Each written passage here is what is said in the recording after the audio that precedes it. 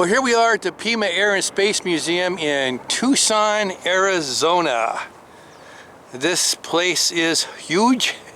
Gonna be here a few hours because they got hundreds of planes and stuff here.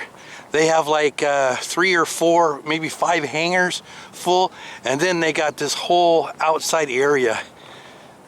This place is, geez, been here once before, many moons ago, and just took some pictures, and we were traveling through here, and I wanted to do this again and film it because there's so much here that pictures just don't show. So we're gonna head in, get some tickets. Tickets are $22.50 a piece, actually. Unfortunately, you can't use your America the Beautiful pass here because this is a private entity. So you kind of got to pay the money to get in. But it is pretty cool. We got here when it just opened. It's not super crowded. There's probably, I'm going to say, only about 15 cars here so far. So that's kind of nice. So hopefully there won't be a whole bunch of people in the shots. Look at this. We already got a space shuttle solid rocket booster. Oh, well, we saw the real one, remember? Yeah. Oh, if you watched our video when we went to the Kennedy, was it Kennedy Space Center? Yeah, Kennedy Space Center. Yeah, because they had the Atlantis there. Well, that's pretty cool, but here's one laying down. Boy, those things are so much bigger and heavy. Holy cow. Anyway, we're going to go ahead and get inside, and once we get in there, we'll catch up with you. A few moments later.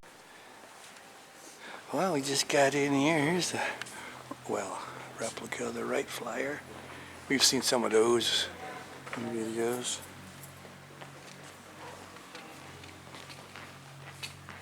Take a look around here. Boy, they got a lot of stuff here. A lot of stuff.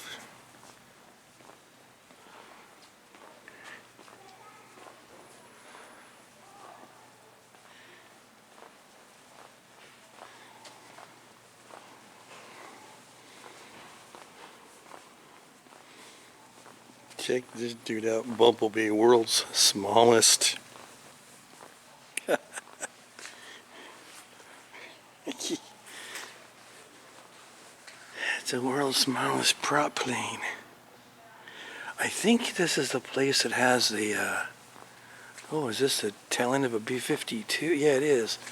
Okay, that's the tail end. There's the guns. Oh, anyway, I was saying this place has, I think they have like the world's smallest jet. It's that one that James Bond flew in Octopussy. That dude is here.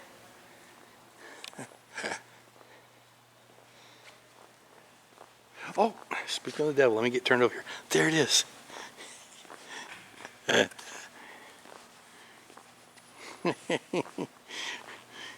Holy smokes. Let's see. Microjet. From the James Bond film Octopussy, 1983.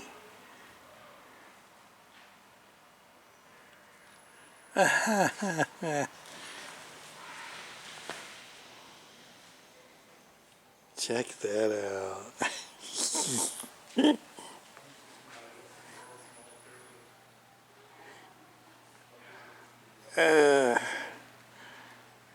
Check out that helicopter. Oh, we're gonna get so sidetracked. There's so much stuff to see. Look at this, dude. What is this? McCulloch Hum 1. Ah, jeepers creepers. That would be scarier than shit. That's the actual cockpit.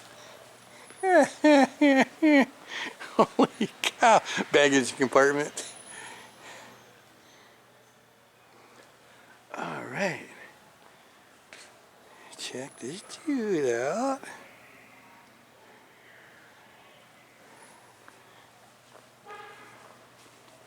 Whoa.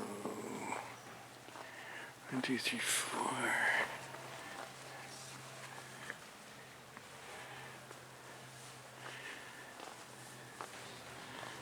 You still got the wheels inside that went on the struts. It looks like they just might have just wheeled this guy over into place over here.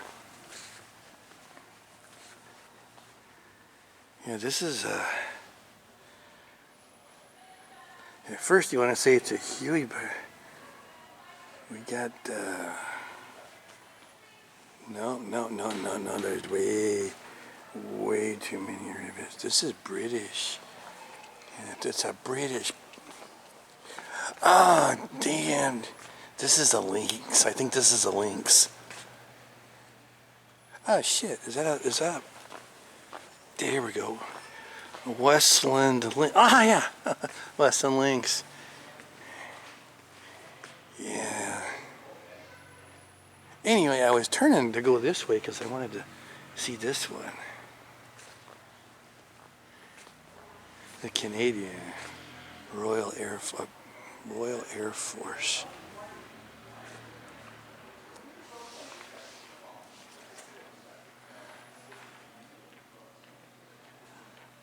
I said Canadian because I see Royal Air Force, but you know, no, shit. Taylor Craft. No.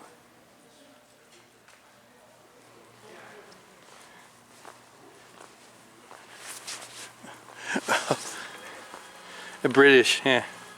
Oh my gosh, this is a Hawk. Son of a bitch. Oh, because there's a plaque. Hey, check out this little helicopter. Is this thing for real? Is this for real? Oh, fucking Marines. Oh, Marines. Yeah, hey, that's what it would take. Hey, Marine, get on there. Okay, boss.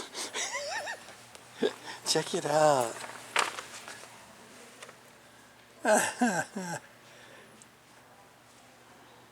Damn, dude. Kind of like the Osprey. Hey, Marine, get in this thing. Okay, boss.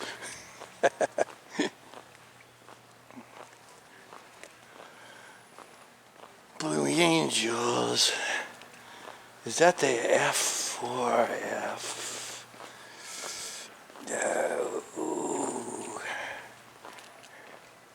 Oh, geez, man.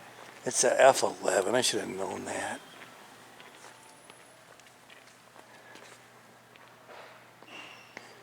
And then here's Thunderbirds with the F4.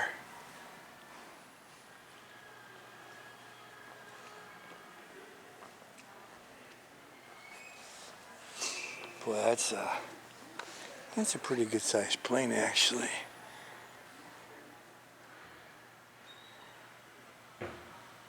Yeah.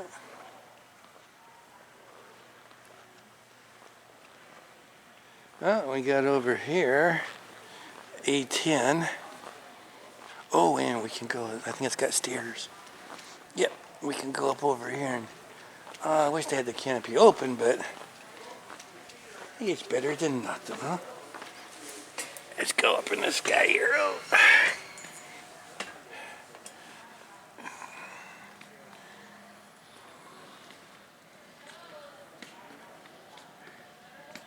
Yeah.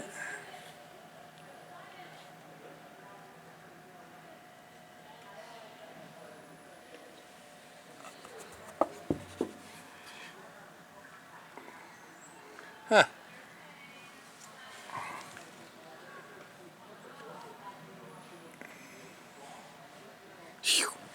That's pretty cool. It still is amazing how crude they look, though, up close. That's actually a real, that's not a mock-up, that's actually a real one. They probably decommissioned plane. Oops, we can open it now. Oh, but we won't. Okay. Oh, there's our Huey. Got our Huey over there. Oh shit, there's an F-86. Oh, Canadian. That's the Canadian guys over there. Oh, there's our F-14. The Navy's attempt at their swing wing. Underpowered. Oh boy, I didn't want to get into it. That would cause a whole bunch of shit, but I think we was talking about that on one of my last videos about swing wing. Oh yeah, about the Tornado. Everybody had to try their Everybody had to try their damn swing wing because they thought it was just the cat's ass. Thing is, every one of them overpriced, overweight, less maneuverability, underpowered, complicated. And at least we're only still stuck with the B1 right now, but he's already going away too. The Huey.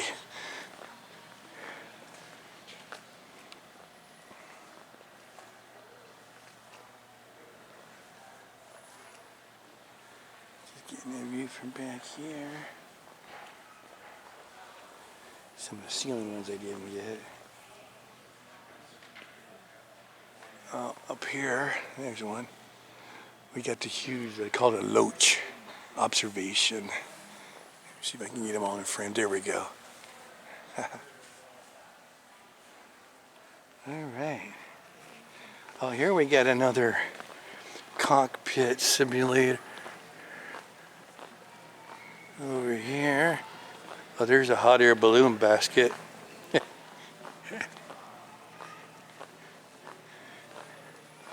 Oh, that actually is a display. I just thought they were like parking in here. It actually is. What is this guy of? A Boeing 720B cockpit simulator, Airline Training Institute. Oh, it's like we come in from the back.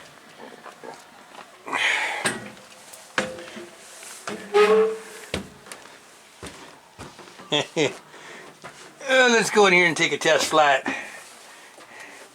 Oh, I ain't sitting on that. That looks cold. I'll be your captain today. Your co-pilot will be Twitch. Twitch is somewhere around here. Oh, she's back there hanging out with the flight attendants, telling stories.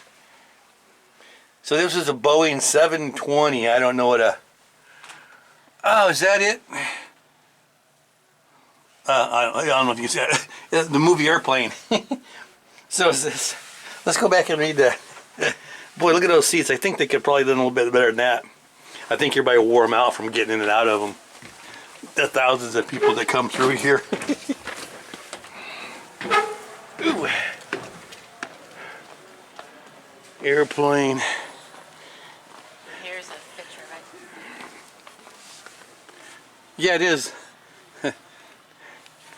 The first jet-powered airliner got flew for the first time in 1949. Let's see. What is this? What's okay.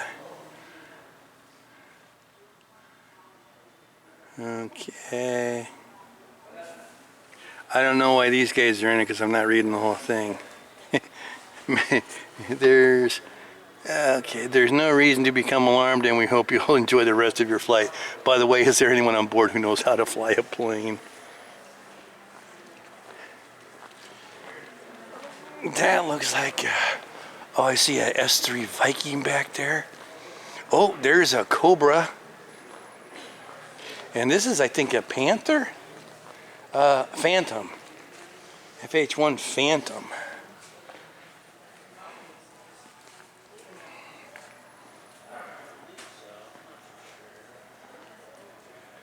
Ooh. Yeah, it's a crude one.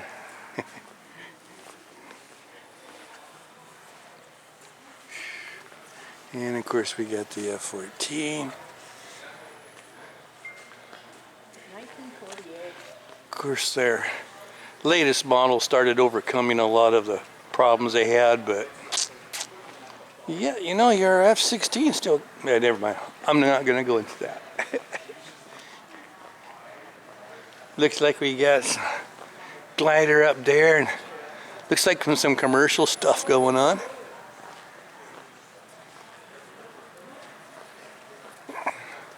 And that, I think, yeah, that's soooooo. Is that the way we came in over there? Or we come in over there? We came in over there. No, we came in over there. Okay, so we need to go around. Is it this other way?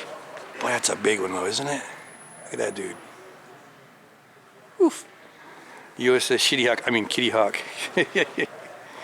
Yeah, I remember when I was over in Japan, they had the Kitty Hawk rolled in. There's a reason why they called it USS Shitty Hawk. Okay, that one. I do not know what that guy is. It's Australian. I see the kangaroo on the back. So, and plus it's got the British colors, which Australia is. So, yes. Jiminy Christmas. And we thought we were flying some crew jet. Boy, these older jets are just amazing.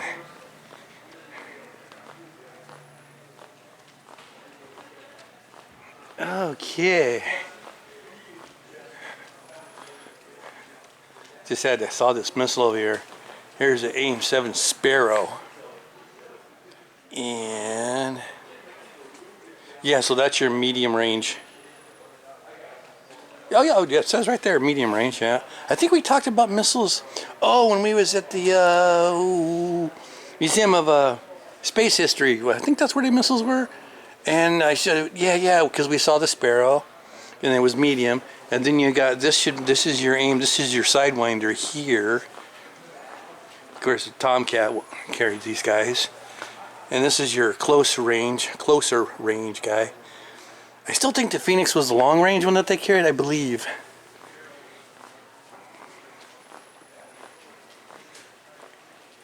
So let's go around the corner here.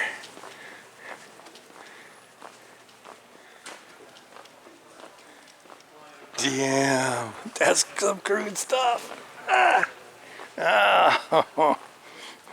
S3 Viking, that was a sub hunter.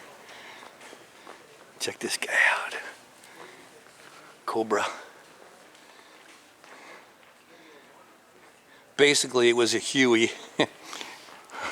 just a different body on it. And of course, they made it an attack. When I was in the Army, one of the lieutenant colonels, he got shot down in a Huey, and he got picked up. And his second tour, they put him in a Cobra. And I said, "What was that like?" He says, "It was a lot nicer giving it out than it was receiving it."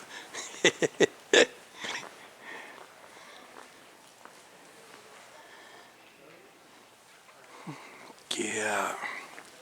Jeez, and then we got here is a Apache in cockpit.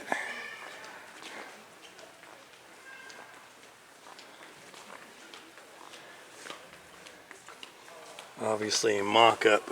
We're made of wood here, not a real like that A-10 was. Yeah, look at this guy. I always liked this plane. I know it's a sub hunter. He was just cool. S3 Viking. And let's go over here. There, of course, there's our A-10.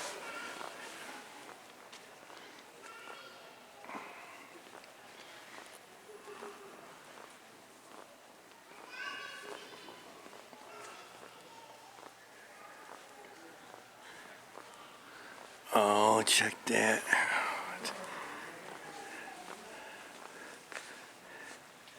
That is F-84, but it is their reconnaissance, so I think it's a RF-84 Thunder Flash, I believe it's called.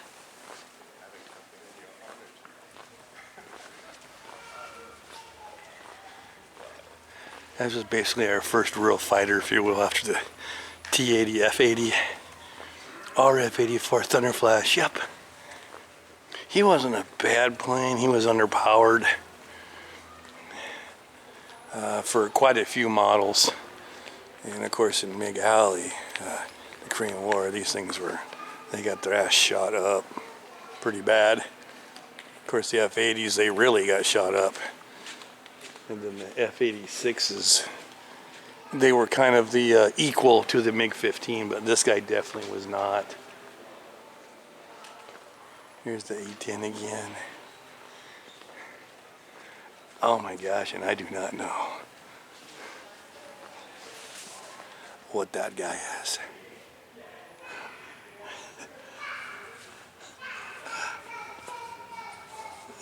I do not know that plane. Wait a minute, there's a logo, there's a plaque.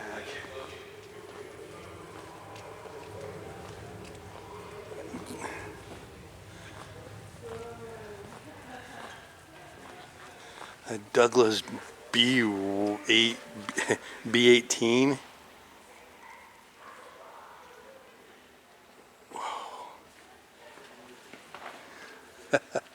Boy,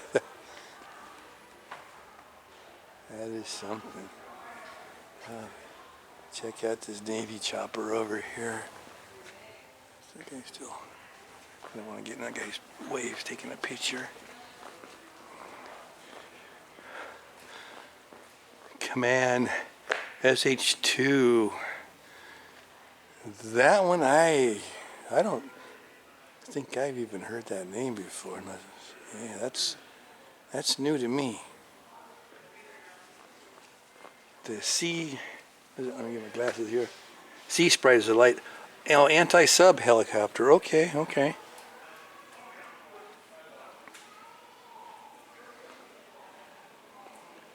Oh, and that's where you drop out the buoys, the sonar buoys. They go in the, plop them off, and they're listening down in the ocean and stuff. Okay. Yeah, there's your receiver to pick it up. All right. Here is a, oh, because I said F. This is the Panther, I think. F9. F. Okay. They had some of these actually in the Korean War that flew around. They were, I don't want to say, yeah, F9F. Oh, the Cougar, I kept calling it Panther because there's a there's a Panther. Anyway, but they had some of these guys floating around in the Korean War.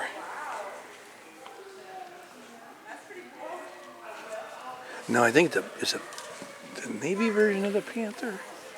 Is that the Panther? And of course, here we have the SR-71.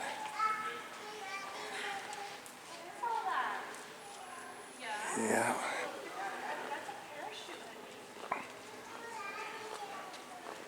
And here was its drone. Right here is a ramjet. So it went up on top of this SR-71. And this thing got going so fast, you could crank up this engine, they would take off of the SR-71. But they had a problem with it. Right there, let's see what we got to say here. Yeah, a reconnaissance drone. And on the picture there, you can see, if you can see, it actually sits on top. So that was another one of these brainiac ideas over at Lockheed Martin and Kelly Johnson. But they put that guy up on top and launched him off. Well, anyway, he crashed into he took off when he took out some vertical stabilizers on the SR-71. They all went down, so they quit using them. So they had a bunch of the drones left over, but it really wasn't that great of an idea. But the 71 was a great idea. Look at this guy.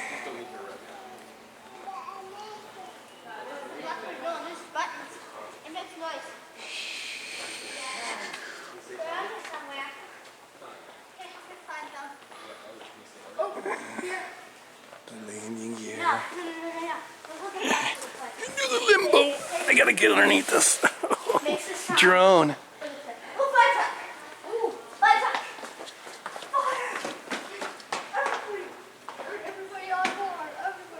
Alright, and check it out. I think there's only 2 of these, maybe only, this might be the only one left. I think this is the only one.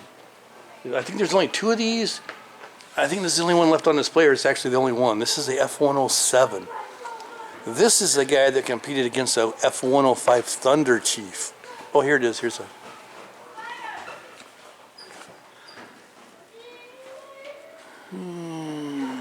Two were turned over to NASA. Yeah, so this is one of 2.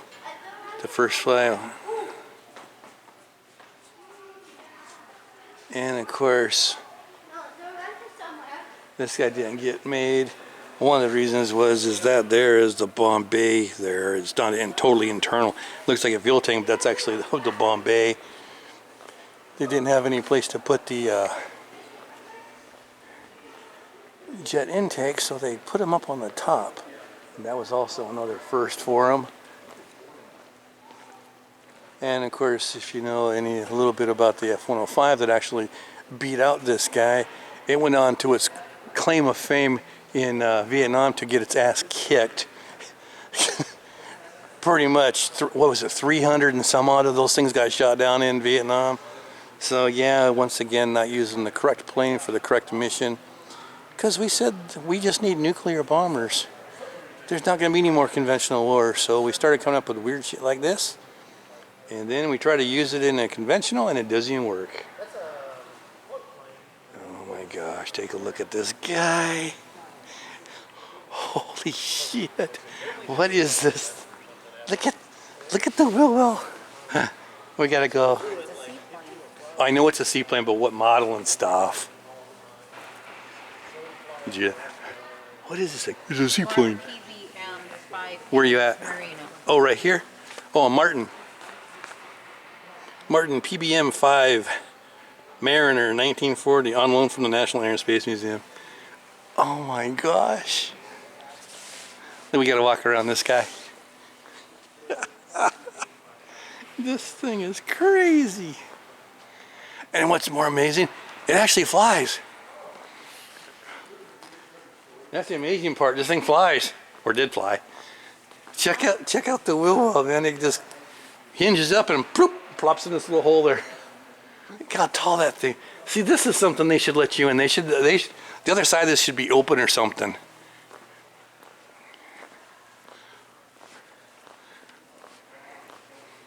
Wow. Look at that. Elevators.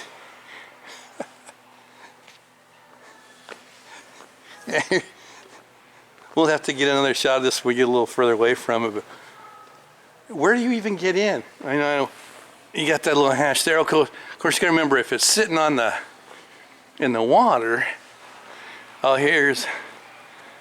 no. There's a hatch there.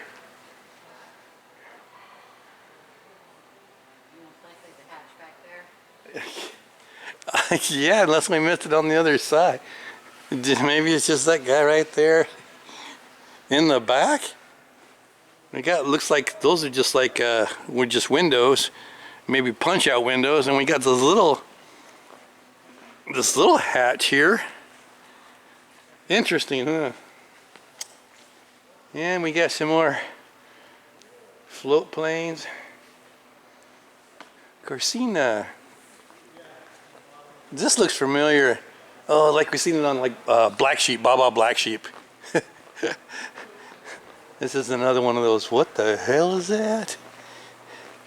This is a Columbia XJL.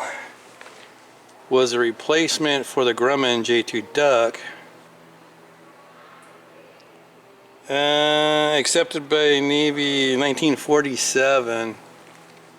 Huh. Okay, well obviously we didn't see this one on Baba Black Sheep because the war was over. Alright, so looks like we got a whole bunch of bombs over here.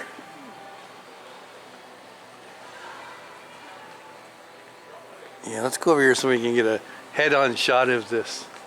Oh, we got some more choppers hanging from the ceiling I missed. Like I said, there's so much to see. Whew.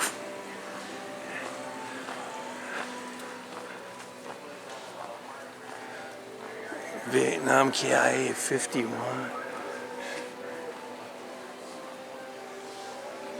Panama KIA 7 Desert. This is what is it? Kiowa.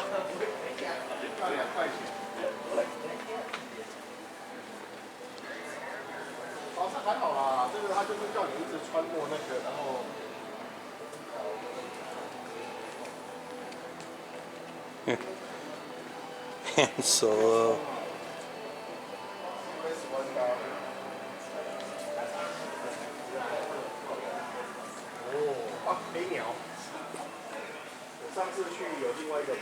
we're gonna throw a 50 cal here on the side.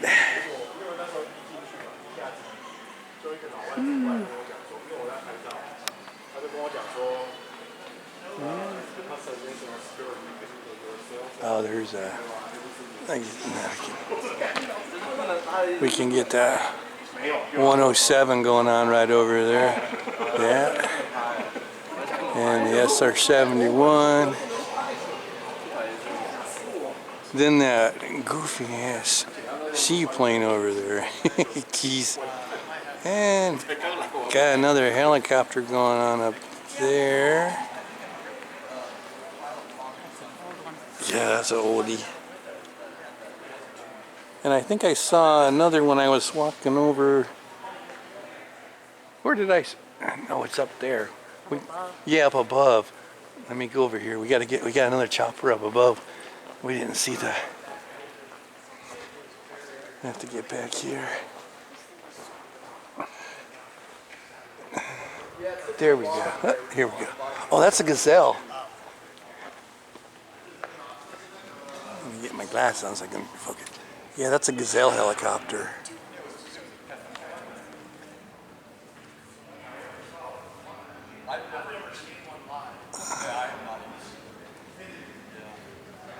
Yeah. I want to go look at that F-84 again real quick. Yeah, oh. So, British Gazelle over there. Kiowa. Am I saying that right? Kiowa? He's attack. These guys are actually pretty cool looking. Even though they're really pretty old. Well, really old planes, but I always kind of liked them. Like I said, they were underpowered. And of course, those are drop tanks. As soon as they hit shit, they got to drop the tanks to fight. But at the time, they were pretty good. But yeah, so good, I guess. Okay, let's go take a look at some of these missiles over here, and then we'll head out to the next hangar, I guess.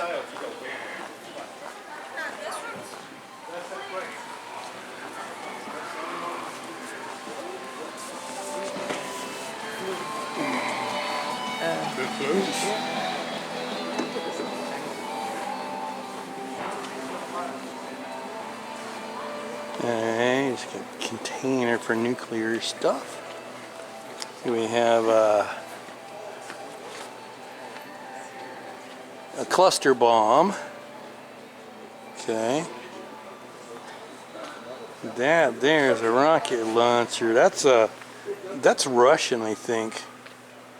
You mix it on the pods. That looks Russian. They don't have a plaque on it, but wait a minute. Yeah, it's got Russian writing on it. This looks like the guys that they carried on their Hind helicopter type stuff. There's a training guided missile. Oh, Mark 82. Snake Eye in assembly. That slowed it down. So when it deployed, these things opened up to give it wind resistance because they dropped it pretty low. And so it would slow down. So it would give the plane time to get away before it goes boom boom. What do we got here, BB? A B-57 nuclear bomb.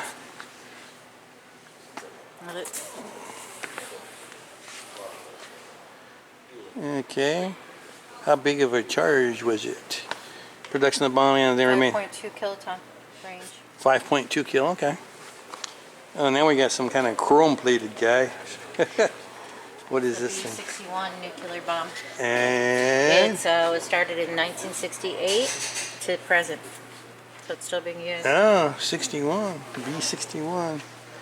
So you got this dude. He looks like a grasshopper. Don't look like a grasshopper looking at you?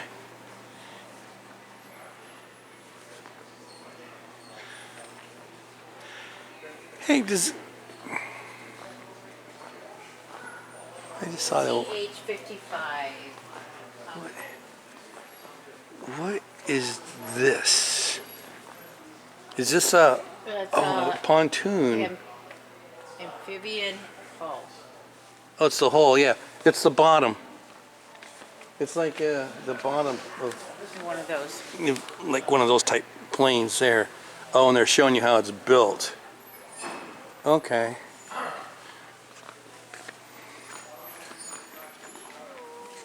Oh, here is it showing it. That one is that one. Yeah, right there. Then they also got them using, see where they just hooked them underneath normal airplanes, I guess. Okay. Well, let's hit the bathrooms and we're gonna head out and find another hangar.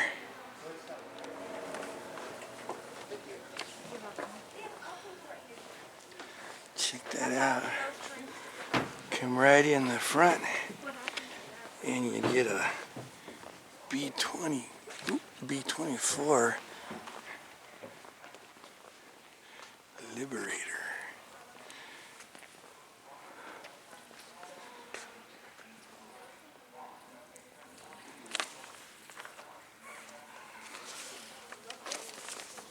Oh, look at that. Look at all those missions that dude's dropped.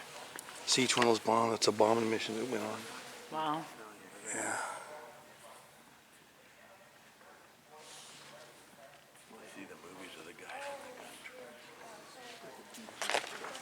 That's a A-26, but where's all? Let's go over there. Where's all his guns? I thought this guy was Isn't this the guy that's just loaded with guns, or am I thinking of something different?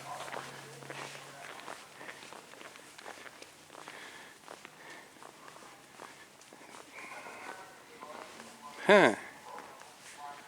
I think there's a plaque. Let's go look at this plaque here and see what it... It's got a windshield wiper on there. So, is this the, was this the plaque for it? A-26. A-26 Invader. Yeah. I thought this guy was... Oh, see it there. There's all his guns up front. But they're not in... See, this thing, the 26, man, this guy was, if I remember right, he was just packed with guns.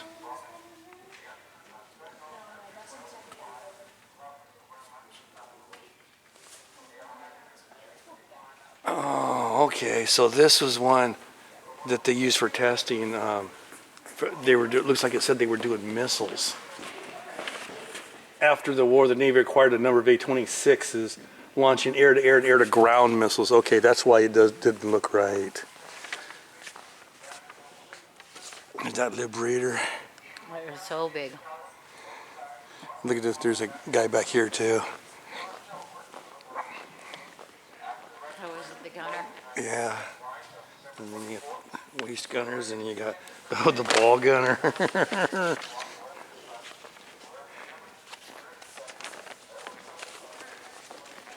Yeah, it's pretty crazy there. Yeah, that looks like some German.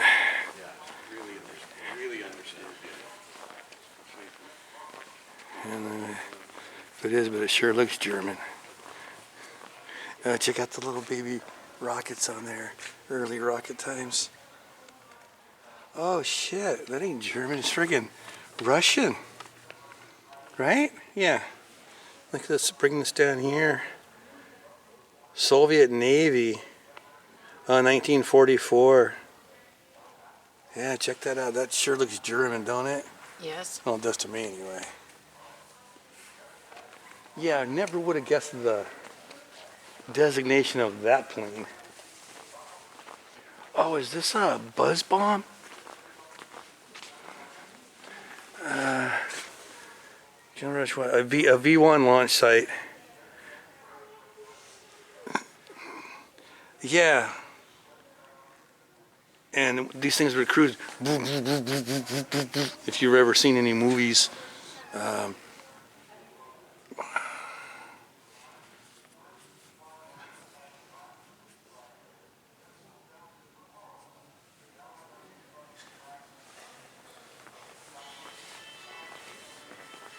Here it is right there. Operational cruise missile. Huh.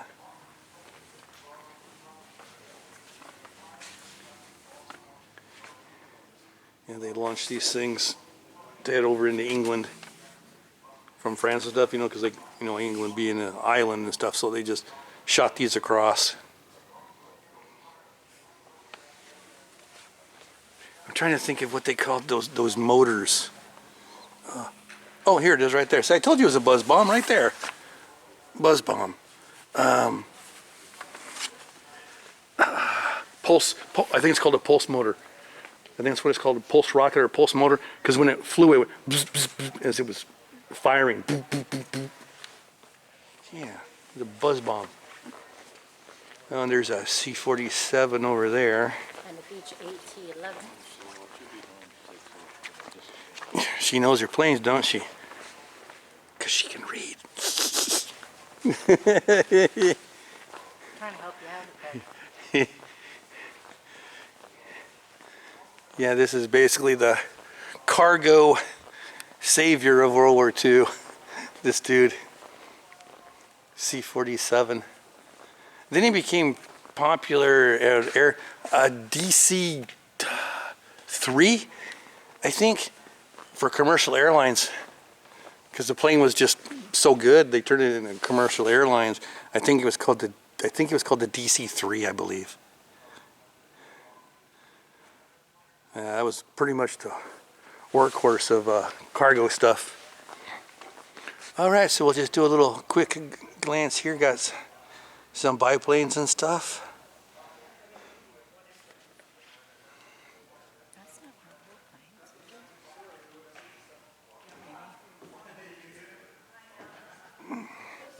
of I think that's a Hawker Hurricane. I think that's British, isn't it? It looks kind of like a P-51, well, because of the scoop. Yeah, here it is. Hawker Hurricane. Oh, Royal Air Force. England. Yeah. Eh.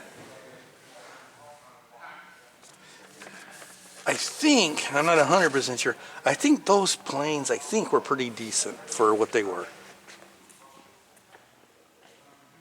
Oh, we missed another, oh shit, here's a cockpit. A building this small and we're missing, because in case you can't tell, I don't have any rhyme or reason. Whatever catches my eye, just run towards it. What the heck is this?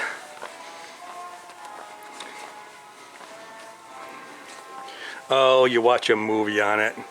That was a cockpit of something. All right. Check this out since we're here. Check out this dude. They got a dude in it? It's not even a, no, it's just a pair of pants. You had to have a small dude here. Actually, knees were next to your ears. Wow. And you pray to God you could get out of there. Yeah. They That's got where it. we lost a lot of them when they had that one death march where most of them were all day long. Oh, the Forgotten 500? 500. Yeah, we read that book on the Forgotten 500. That was pretty good. Hey, it says B-29. There's no B-29 in here. Maybe it's sending you out the door to another hangar. Anyway, I just saw this. Here's another one. A cockpit of a coastie. The Assault Guardian.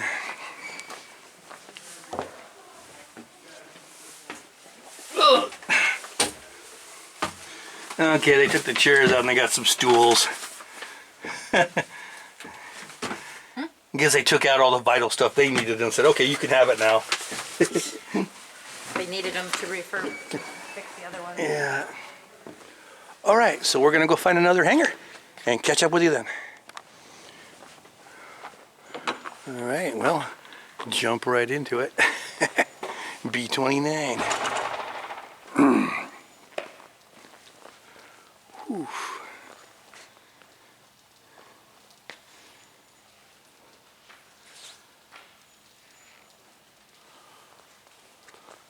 Oh, there's a P-51 back there. Oh, there's a A-24. Is that it? I think that's A-24 Adventure back. See all the guns out the front? Yes. What was that one we just saw in there? Was that a 21 or a 24?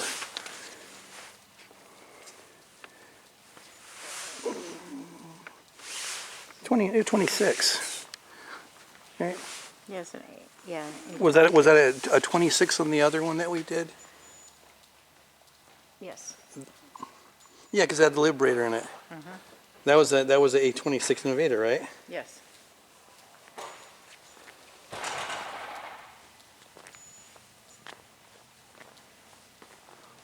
So now, right now, my curiosity is going crazy.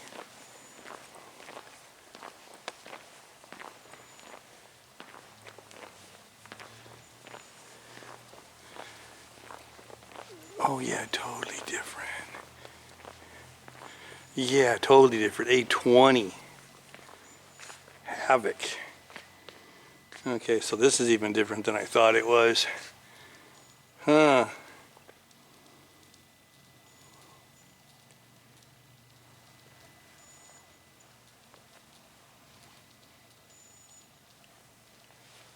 Here's our cargo. That looks like a C-46 command. Oh, C-46 Commando.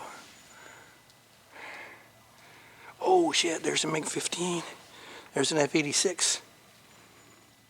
Oh geez, there's an F-4. Ooh.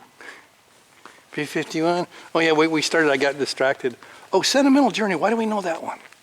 Sentimental Journey, the B-29.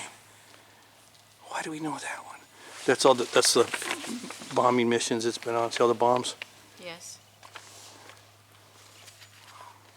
Wasn't this one of them that picked up, was the first one that picked up the 500?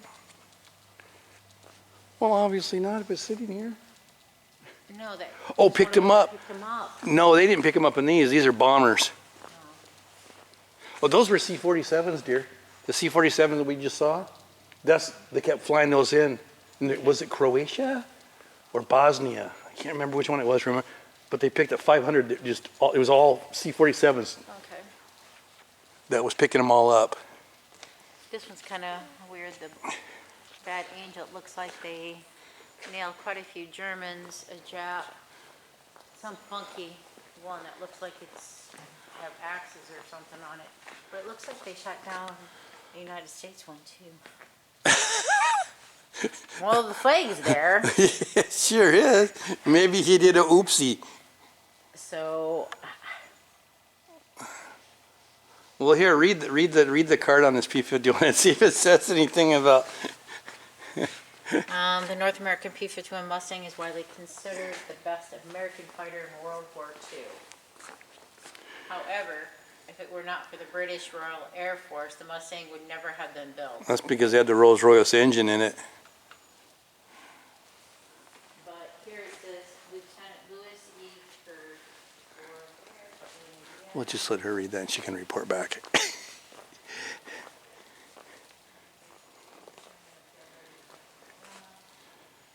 P-63 King Cobra, 1845. Oh, here's the Bombay of the B-29. Look at that bomb. And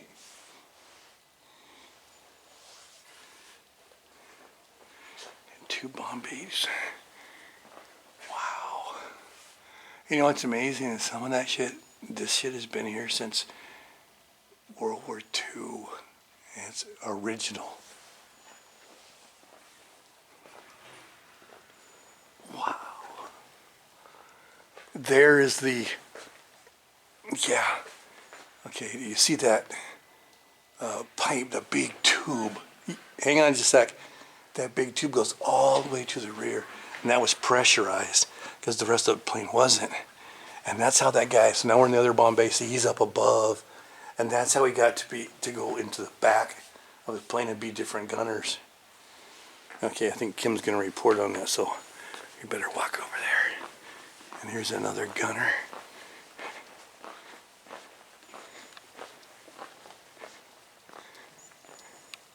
What you got? He did down one of our, You did down an American. yeah, it says while attacking the Japanese-held island of Bataan between the Philippines and Puerto, one of crew's wingmen was shot down. Kurt stayed in the area to guide the rescue plane and protect downed pilots. While they were circling, crew noticed an aircraft approaching to land at the Japanese base. Upon investigating, he saw that it was a Douglas C-47 and that it carried American markings. After several attempts to direct the Dakota away from the islands failed, Kurt decided that he had no choice but to take drastic measures. Carefully lining up behind the transport, he shot out first one and then the other engine. The C-47 ditched in the ocean only about 50 yards from the pilot. Cruise has been protecting. Okay. Shut. They picked up, Yeah, he shot. the 12 passengers and crew when they were C-47. Yeah, yeah. And he shot down a friggin' C-47. Yeah, shit happens, man. Well, he took it down because, Well, he had to. yeah, when it was trying to land. Saving him from being captured or killed. Right. Here's a F4, Pappy Boynton and Greg Boynton. It was his plane. And he finally, well, not finally, but he got shot down in. Then was a POW for, I think, almost 3, for sure at least 2 years.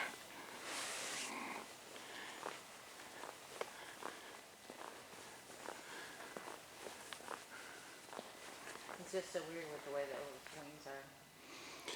Yeah, a lot of people, there's a lot of different ideas on that. A lot of people basically, just like the F4 Phantom, you know, the jet one that's got the wings on like that. Yeah.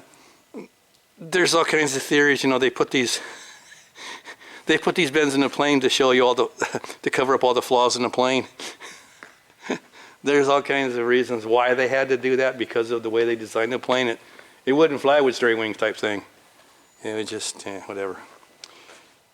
A Grumman F7F Tiger Cat. Obviously Navy/Marines because we got folding wings so we can go in there. And of course the MiG-15, and that was his competition there, the F-86. And yeah, just got done reading a book on that because we came out of that one saying that we were in MiG Alley, we cleaned house, we were down, and for every one they downed us, we downed 10 of them. Yeah, well, after the Soviet Union collapsed, we got hold of their records. That was not the case. Yeah, it was not the case, basically. And you guys can dispute that, so that's fine. It was basically a one-to-one deal. For every one they shut down, we shot down one. Yeah, these things were closely matched. Now, they both had their strengths and weaknesses and everything. Like here, this guy here, he had hydraulic steering. This guy here was still running cables. But there's a whole bunch of differences, but when it come to actual fighting, they were pretty dang close, and it was pretty much the pilot. And at the beginning of the war, the first 2 years, 50 and 51, these were all flown by Russians. And they were kicking our ass because we were running F-80s and those F-84s. They were kicking our ass. Then these guys come along, kind of got it equaled out a little bit. And then it was 52, 53 when they started being Chinese and North Korean pilots. And that's when all of a sudden we started kicking more butt. So we were making up for the first 2 years they were eating us up. Then we started eating them up. Anyway, there's a whole bunch of stuff on that one. But this was Boyd. That book on John Boyd, his biography, that tells you a lot about the fighters, what really were fighters, what were true fighters. And here's a fact tip. The only true fighter out there in the American side is the damn F-16 that was made for fighting. And then once they got done with it, the Air Force expanded, made it longer, and took away its capabilities of what it could have done. He started with the F-15. The F-15 was going to be the ultimate air superiority plane. And he actually abandoned it because it got so damn disgusting on everything they wanted to add to it. So then they pulled out the F-16. Well, it's a long story. Definitely recommend reading that book, Boyd. It is a good biography and talks about true dogfighting. Okay.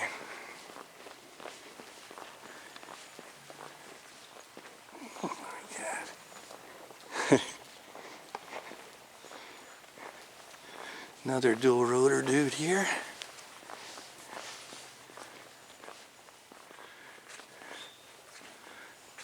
The HUP UH-25. It's kind of like the H-21 workhorse, really close. Of course, you know, Navy usually does a lot of different designations.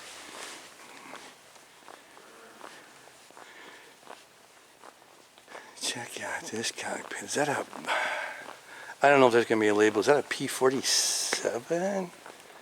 I don't know. No, I think this is probably too old for a P-47. No, it doesn't say. That's unfortunate. It's pretty much a trainer. So it'd be a T. Yeah, unfortunately, they don't say what that guy is. Here's another Navy dude. What is this one? F4F.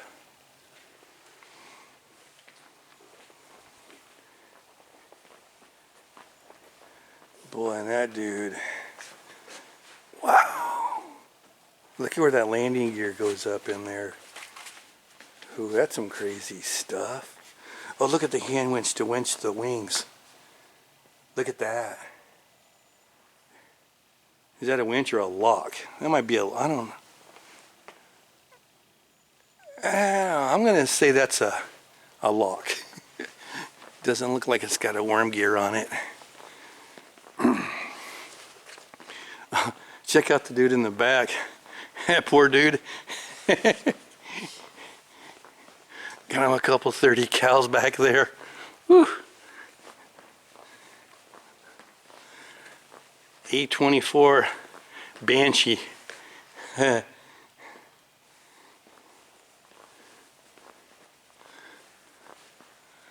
Here we got, that's a jet plane. Imperial Japanese Army Air Force. What is this guy? Whoa.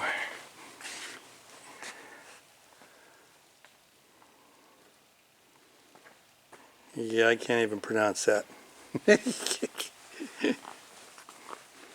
Oh, that looks like a kamikaze there. With a, do they got a plaque for this guy? Is that this one? Yes. Yeah. What is this? What is this guy we're looking at here? Yep, a winged human-guided anti-ship bomb.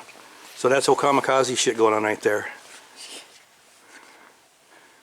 Let's just go kill ourselves. Yeah, they drop him. It looks like he's toted and he's dropped off and fly into a ship. What else we got here? Looks like another one, maybe a twin-seater kamikaze. Is a winged human anti-ship bomb. Yep. So now we'll just take two people.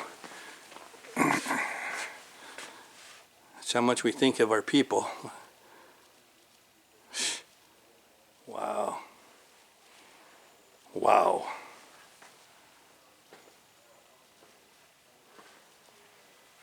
Oh geez, did I miss this guy right here? Of course I did. P-63?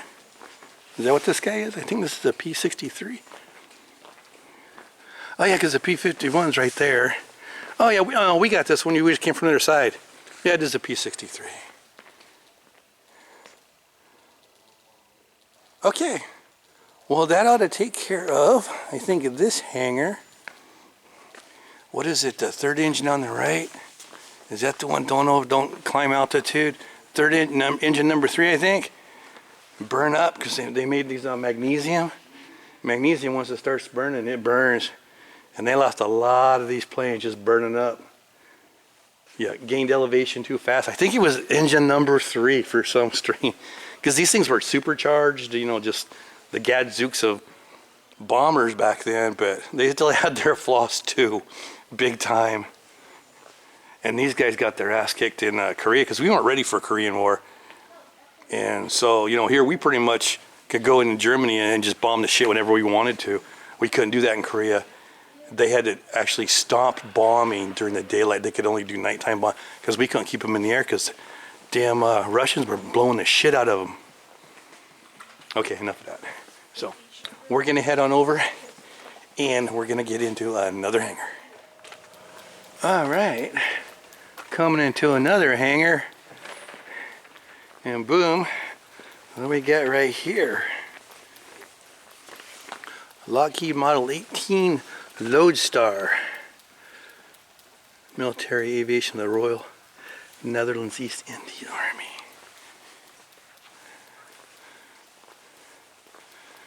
Oh, check that out.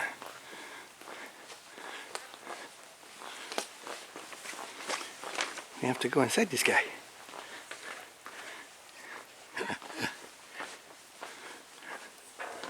Oh yeah. He's a people hauler. Look at this. Let me get in here. Oh, geez, look at that plywood floor. Oh, geez. Man.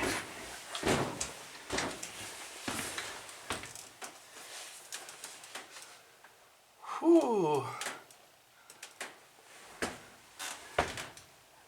Dang, oh dang.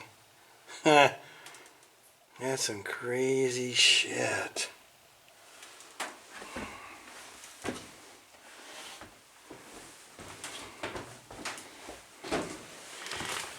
Oh my gosh.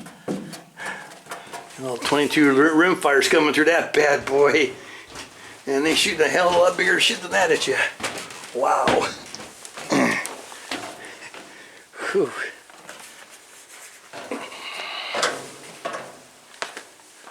All right.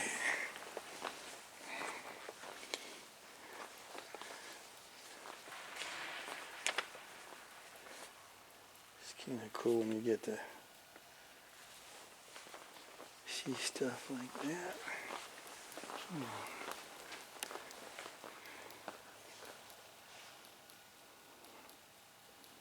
Okay.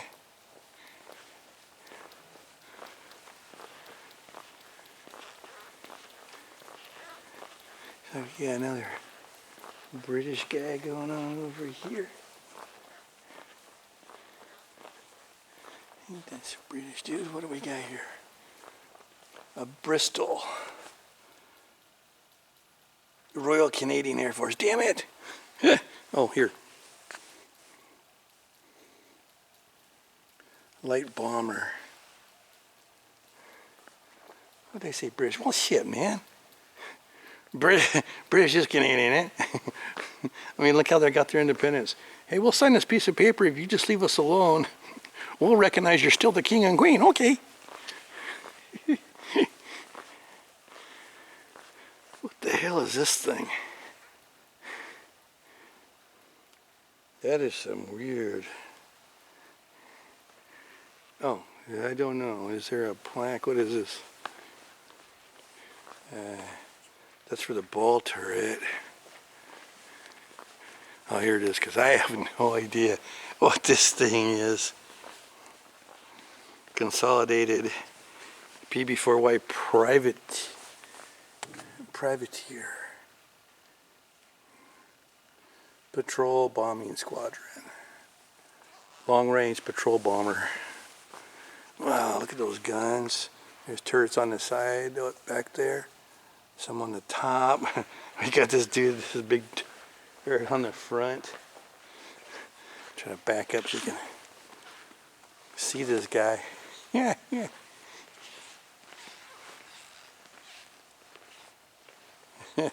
Jeez, man, we had some weird shit too.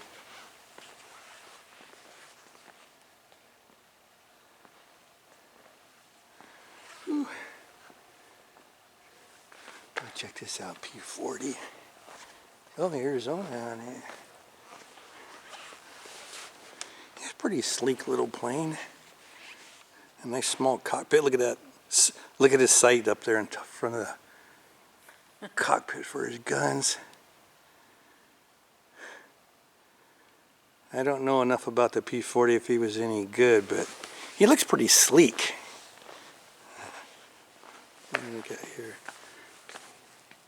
Papua New Guinea. Cruise aircraft. Yeah. Huh.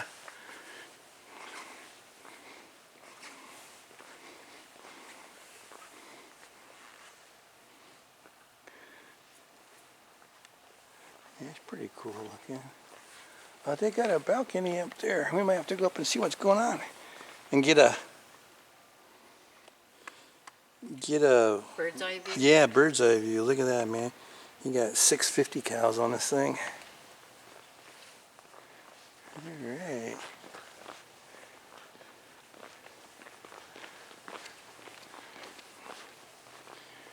Ooh. He got a five blade prop. Spitfire.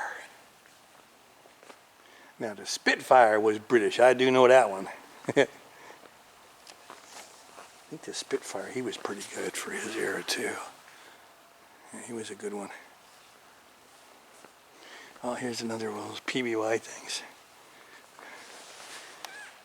Jeez. It's crazy. PBY Catalina.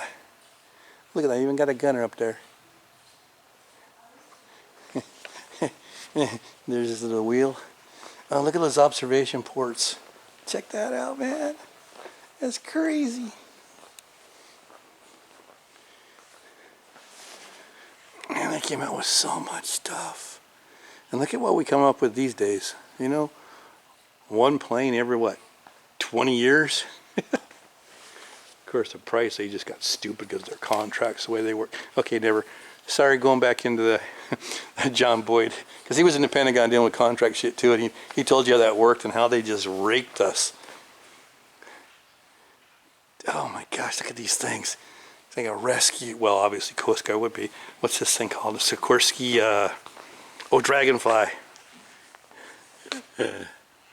Jeez. Jeez.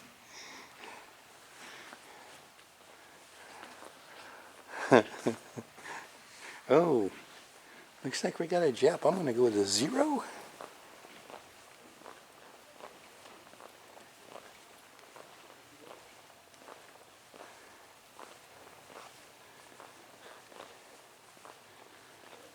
Let's see what we got here.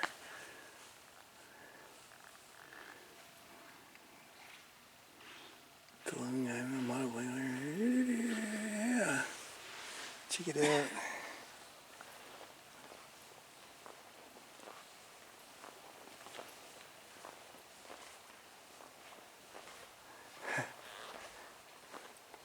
And our PBY's landing right on top of him. Oh, got another one we missed here.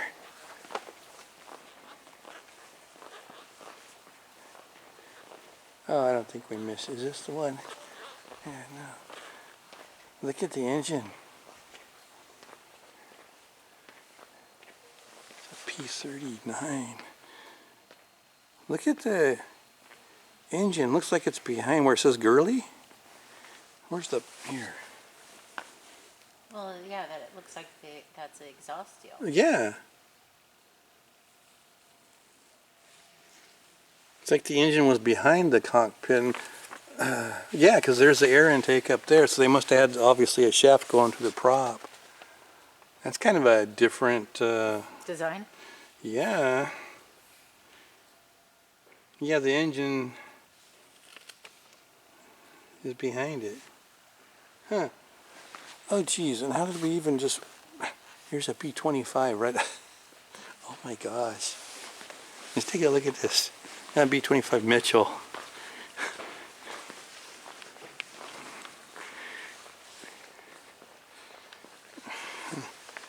Yeah, so he got a little bit of a leak, so yeah, look at that. So it's still got engines in it.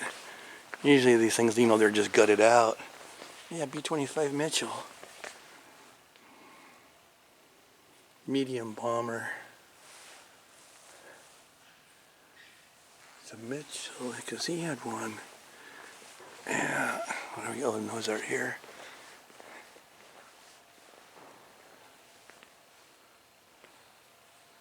Man, check out these 50 cows. 1, 2, 2 on each side. Up there.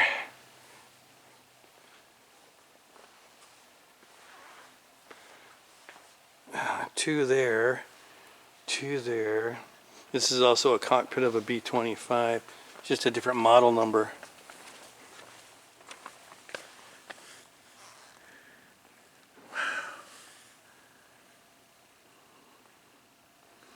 Look at it, that's where the 50 cal ammo goes in, and shows you how to route it so it goes from can to can to can correctly. And there, he had some guns. He had some guns. Oh, I think I missed the guy in the corner, I believe. Yeah, I did, because this was a Spitfire here. Boy, that's a big old turd. Obviously Navy. Oh, look, I didn't even see that they got one stashed underneath the wing of that thing. That Catalina. So that tells you how big that thing is. Yeah. General Motors TBM Avenger. Torpedo. Oh, he's a... So he's like a dive bomber, I guess. Or... Wow. He's pretty big to be a dive bomber.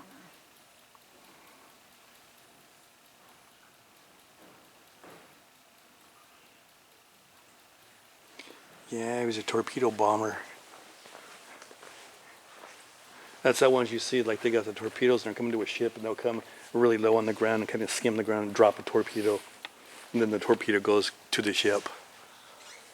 Wow, this thing is huge. That's what I mean. It seems a little big to do what it does. Well, torpedoes were heavy. Jeez. Yeah, we need to go up top so we can get, I can't even get even to the top of this plane. Alright. Well, let's go up to... See which one was that fighting? Yeah, we could go look at it. It's the only one we haven't seen in here as far as I know.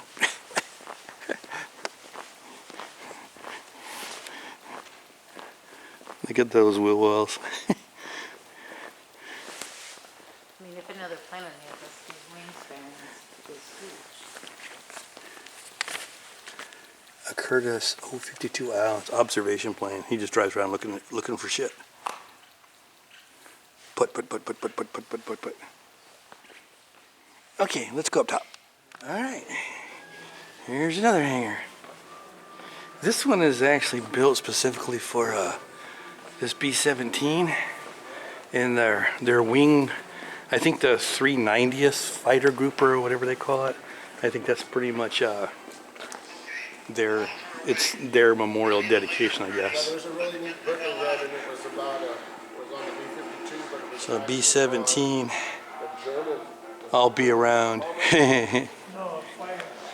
And then they got a balcony that we can go up and see this stuff up there, so that's always kind of cool too.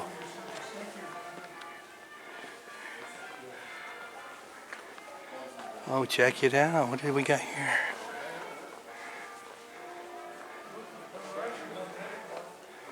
Do not enter aircraft. I'll just poke my head up there. Check it out. Holy cow. Yeah, 390th Memorial Museum. You know, try to put my camera up there.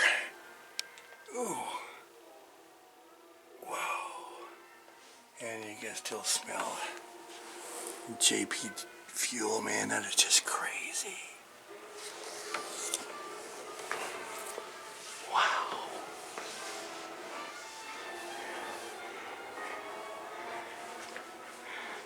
I was in a B-17 in Idaho, You actually got to go through it. I'm trying to remember the name of it. Anyway, so you come through there, you actually walk across right here. And you can walk across, that's how you get to the back. And your bombs are right here, actually in the bomb bay. It's a very narrow Right walkway. there. Well, this was all bouncing all over the air. Oh yeah. Oh, we're underneath the wing. I need to get out of here so I can stand up. There we go. Trying to remember the name of that one. Because it was stationed in, it was Confederate Air Force where it was out of, but they flew it up in Idaho, so I was able to go into it.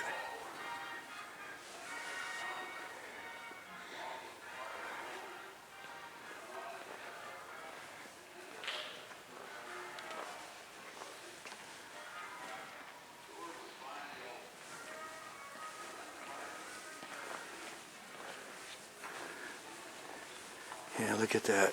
Oh, we'll have to check that around the other side. We can go look actually and see, go inside the, not go inside, see inside the ball gunner, that turret gunner. I didn't think that these were all built by women. They weren't all built by women. This one with all the rivets and everything else was all. Oh, this particular one, sure. Yeah, That could be. this one was all built by women. Because they had a lot of women. That was at, what was that, Rosie the Riveter. That's where that name came from, was working in the factory jobs.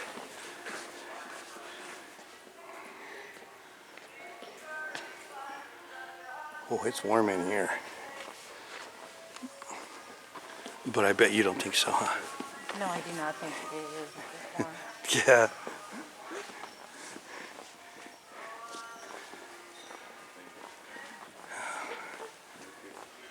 Let's take a look inside here. Yep, here's the gunners.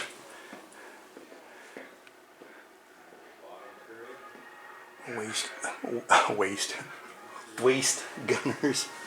Yeah, and then, yeah, got your gunner back there. Yeah, that's crazy. Whew.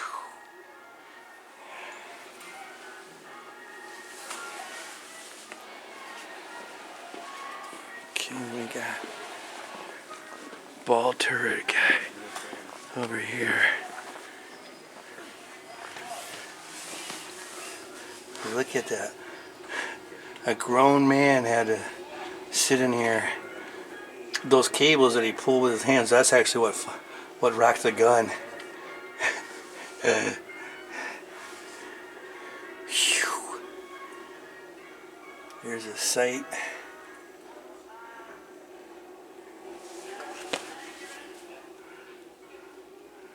Huh. Yeah, they're electrically fired, but that's how you actually had to rack it. The bolts back. If you had a malfunction or clearing it out or just reloading. I don't know if you could reload in here. I'm not sure, because how you have to pull the gun down. That's how you can open the yeah, top cover. Interesting. Wow. Oof. And we can walk underneath the wing here.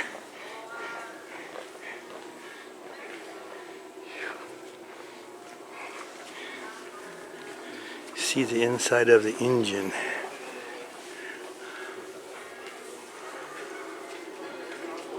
I don't know if you can see because I just holding my arm up there.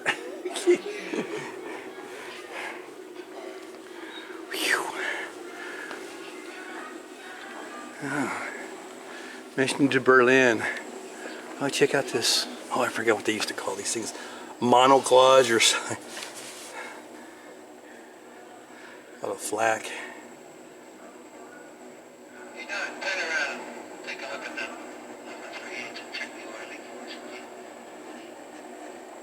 It doesn't look too bad. We could probably make it without feathering. Pilot, Bombardier, we're at the IP. Got our Quonset here. It would just be our operations center, or is this our bivvy? Oh, yeah, yep.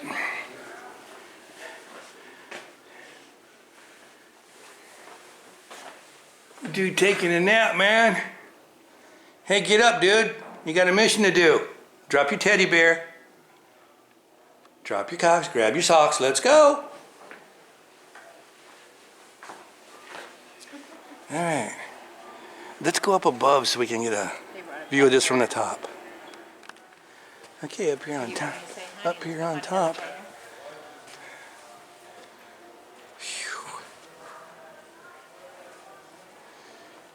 Yeah, these guys were.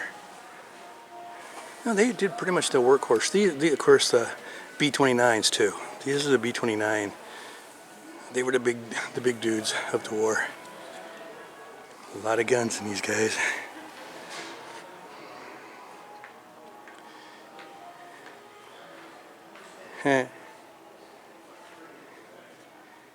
Guys looking out on the runway, making sure they all came back.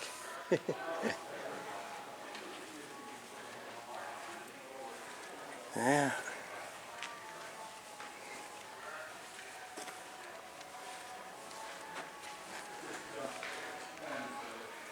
All right, well that ought to take care of it from here. I think we got one more hangar, so let's go take a look at that. All right, just came into, ooh, a little blurry there. I think it's the sunlight. Just came into another hangar. This is the aerospace hangar. There's a Mercury capsule. Yeah. Hey, look at that. Goddard rocket replica. Hey? Well, Goddard's even over here too. So everybody knows about him now, but they sure didn't during World War II when the Germans were copying his stuff. Oh, that's an X-15. Oh, that's a mock-up. That's wooden. That's a mock-up of the X-15.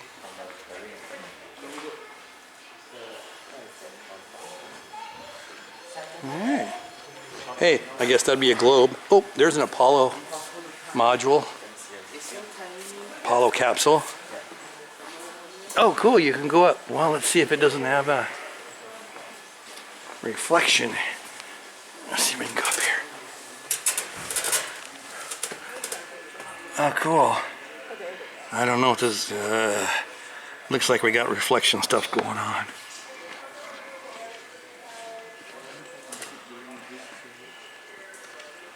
Huh.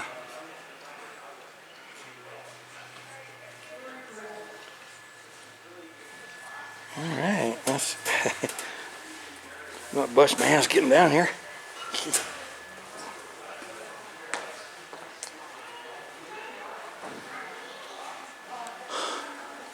A Black Hawk.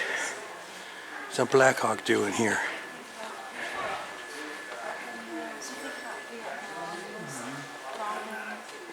Let's see what we got.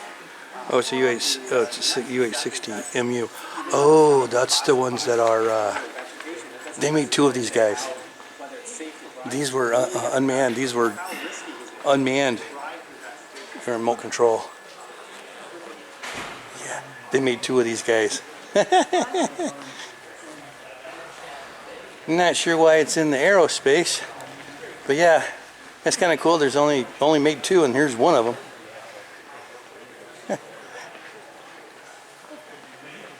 Remote control. Boy, that's the ultimate kid's toy right there, huh? Yes. And then how every kid's always crashed a remote control kids too. Yeah, that could get a little spendy. Oh, here we got a cockpit. Ooh, that's a T-38. Oh, that's got NASA emblems. Of course, NASA does fly the T-38s.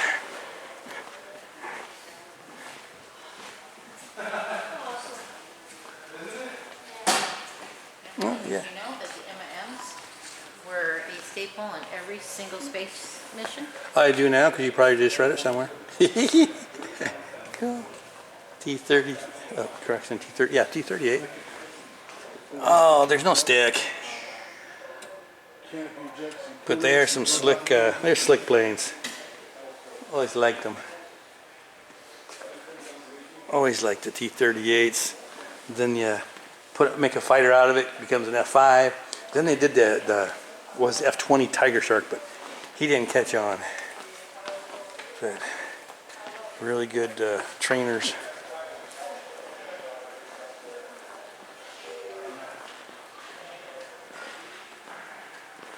Looks like we got.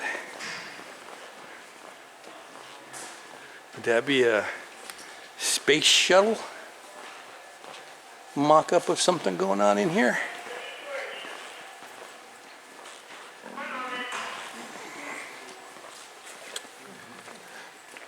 Yep. Yeah, the space shuttle cockpit.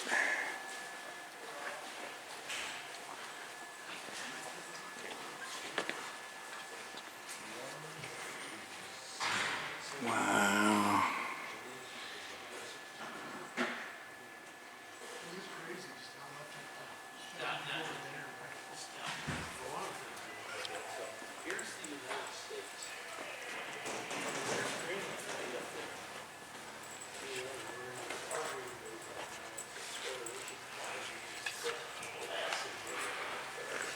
Oh, is this a payload mission specialist? I don't know. No, it's not like the ones we see. Yeah, I guess so, huh? Over there.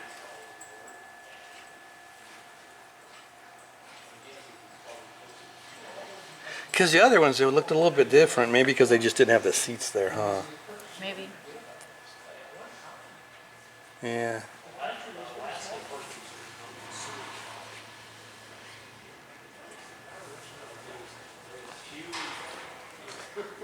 Look, got a bunch of drones going on up there. Actually, quite a few drones. UAVs, I guess, you know. Unmanned aerial vehicle.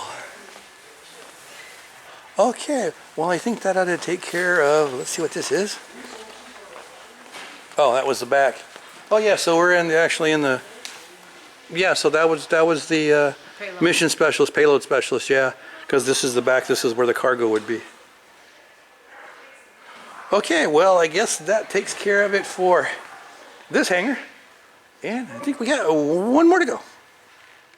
All right, here up at the top, you can see a little bit better. We got that PB4 right there. That's where the door we came in, right over there. That's the first one we saw. Then up above that guy, looks like we got that. I think it's a I think it's a 64 Yale, I believe is what it's called. And come across here. Oh, that guy up there, that's a A6 Texan. That's a trainer. And then might as well get that. I think we got one more. That guy over there is a BT-13. That's also another trainer over there. Then that's above we got the Catalina over there. That's the let me see, Spitfire, yeah. There's that Coastie. I think that was called the Dragonfly, I believe it was.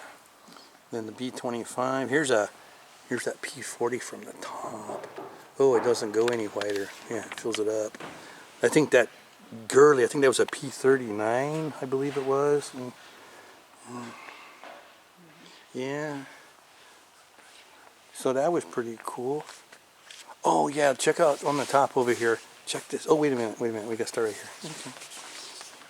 We got our 50 cal. Browning 50 cal. Got his sights on it. Oh, there. Jeez. Right there. Set up for anti-aircraft. There's water-cooled lines right there. Water-cooled. So you can sustain fire. And this I've never seen before. We walked up here. This is a lifeboat that they drop from a plane. And I don't see a propulsion system in it, but I'm sure it does. There's a plaque over here, but this thing's got a full, I mean, this thing is heavy duty, and there's controls over in it, and it's got like a bilge area. So I'm pretty sure this guy has a motor or had a motor in it. And on the plaque over here, it shows you, what is it? Yeah, B-29 was carrying it. Yeah, here's a B-29 carrying it. Airborne lifeboat.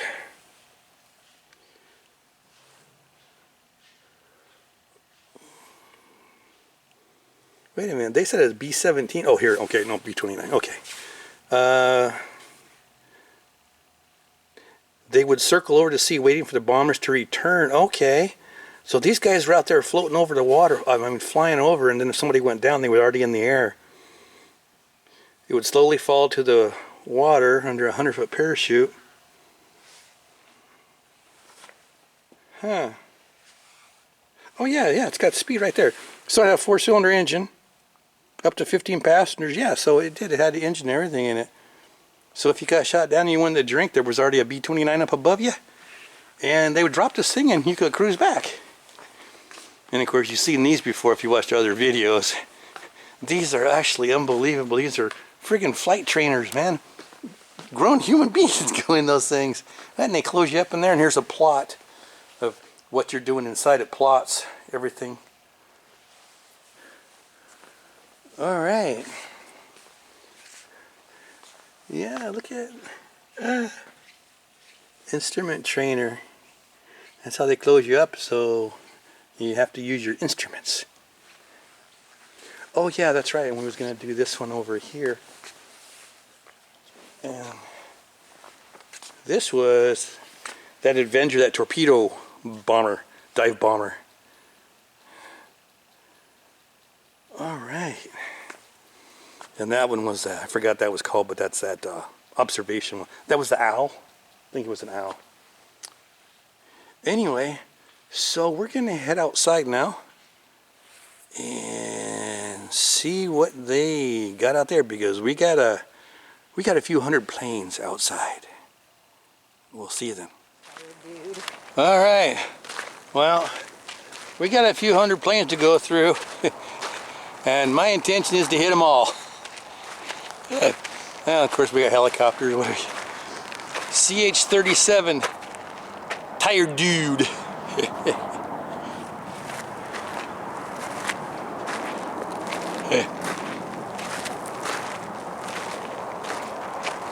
And then we got a Hind Mi-24 Russian. I gotta look at this guy. He's pretty cool. Called him the Flying Tank.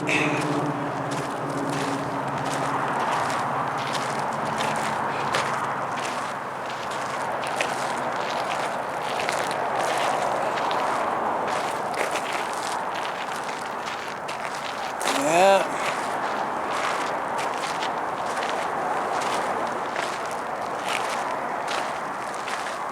And we got some crazy psychedelic painted jets over here.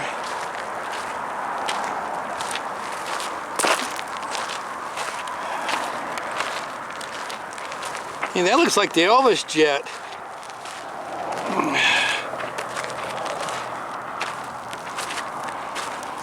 They had an explanation of why these were painted this way. I think at one time it was, they had a competition or something. They had college students or something come out here and they let these guys paint them. I think that was something. Kim can go read, and if she finds anything different, I'll let you know. We're going to keep on moving on because we got a lot. Oh yeah, let's go. Gotta go over here. Back to Tired Dude or whatever he was called. Man, that's a big turd, ain't it? Whew.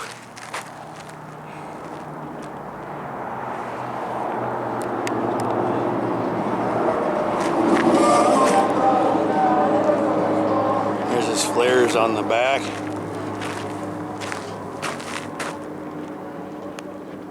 Sheesh.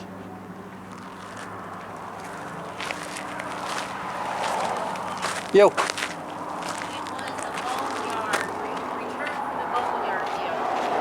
It was what? Return from the boneyard. Okay, so what was it about? Why were they painted? Who painted? They had people get them from the boneyards, and then they had to count certain ones for each year, and then the ones that won got put in here. Oh, okay, okay, So okay. they grabbed something out of the boneyard. Oh, okay.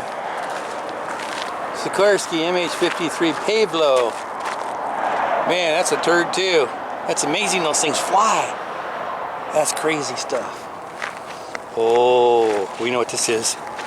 What's this? There was one inside, remember? This is a Super Cobra.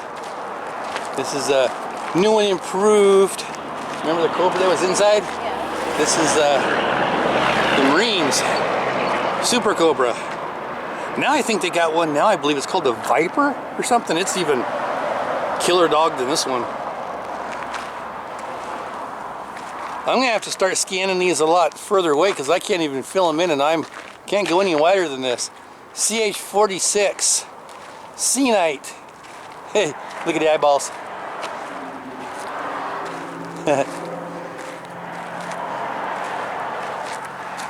Yeah, obviously the predecessor to the CH-47. Oh, look at this guy. Look at these crazy things, man. Oh, it's an HTL-7. It's a Bell Sioux.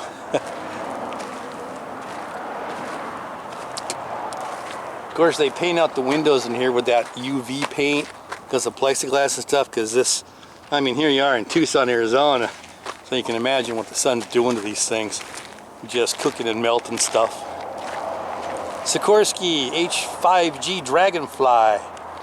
Hey, didn't we see one of these inside? I thought we did too. H-21 helicopter 21. This is the one inside that I thought we had, but it was really close to it. The workhorse.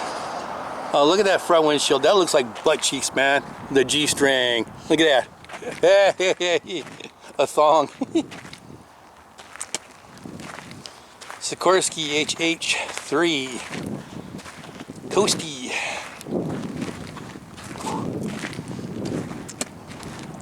Oh, another Sikorsky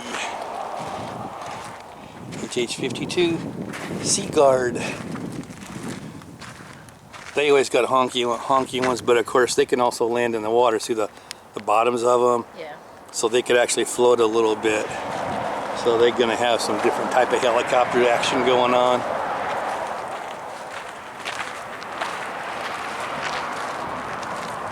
HH-43 Husky. 58 to 1975. 1975 this thing was flying. Here's another one. Husky observation. What's that say? 65? What is that? He was 65. 60. 50, That guy still was flying. Oh yeah. 53, Huey. 65. We got the Huey. Wop, wop, wop, wop, wop, wop, wop, wop. Got to the chopper.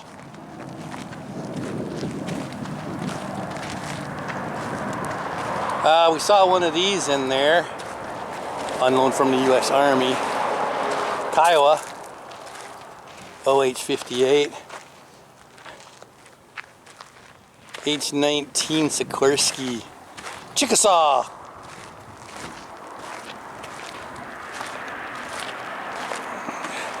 I think this is the one, if you ever saw Riptide, that dude, Joe Penny's character, he flew one of these guys. Oh, and also in that in the movie, the guy they were flying, they were Marines. He's like, the guys in there, he's just, get some, and he's shooting all the gooks, and he says, how do you shoot women and children? He says, it's easy, just don't lead them as Full Metal Jacket. I think that was in Full Metal Jacket.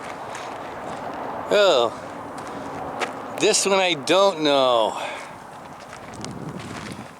A Douglas YEA-3 Sky, oh, electronic warfare. Flew from 56 to 95. That's a long time. So I'll just do a little scan here of where we're going. We got all this. Then on the other side of that hangar, we got 4 more rows, and then we got more behind those hangars over there. So, it's gonna be a very long video. But man, you get to see some cool stuff. Ouch. Douglas WB-60 destroyer. 57 to 70. Weather reconnaissance. Oh yeah. The B-58 Hustler. Oh yeah. That dude was crazy. 3 people in that plane. See, I can zoom in. Pilot and co-pilot, and you got navigation dude going on. Yeah, those guys in the back, they got little baby windows. That's it.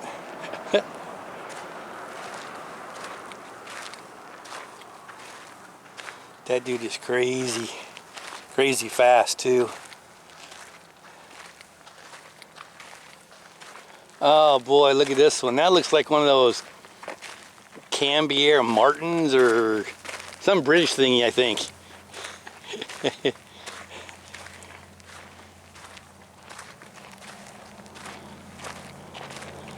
Yeah, Martin B-57 Canberra bomber. We've seen one of these in one of our recent videos. I'm not sure where it was, but yeah. Somebody made a comment about it actually. Gave a little history on it, so that was kind of cool. Yeah, British. I think those were British made. Oh, here we go. Hey, that one fits. It's far enough away. Yep, that's not the paint, that's the skin. Yeah, B-52. That's flex of the skin. And then after it gets so old, you know, the fuselage gets worn out, so they got to retire them, or they got to rebuild them. And there's a Quail cruise missile right there.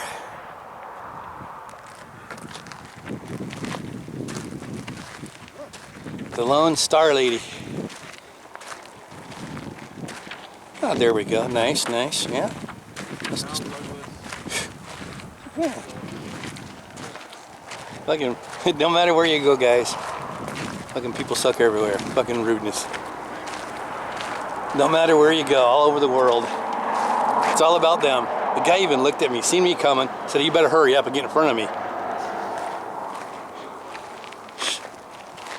Man, it's amazing these are still flying. And that's because the B-1 that was supposed to take him over couldn't do his job. And we're still flying these things. These things are older than the pilots. Now, some of these pilots' dads were flying these things. One, it just goes to show the plane was pretty damn good. We're still using it. Two, shows you that the B-1 is pretty damn bad. Because we can't use it. Well, we can use it, but very rarely. Another B-52 Valkyrie. Oh, and then they got after that guy, oh, we got the B-36 Peacemaker coming up. That's that honky dude, man. Valkyrie, obviously, when we see all these different B-52s, they're different generations, you know, A model, B model, up to G. This is actually a G model. And they just keep improving them. Strategic Air Command, SAC. So the G models flew to 94. I don't know how many models. I know there's more out there, and I know that they're still rebuilding, refurbishing these things, keeping them going. To this day, they're still doing it.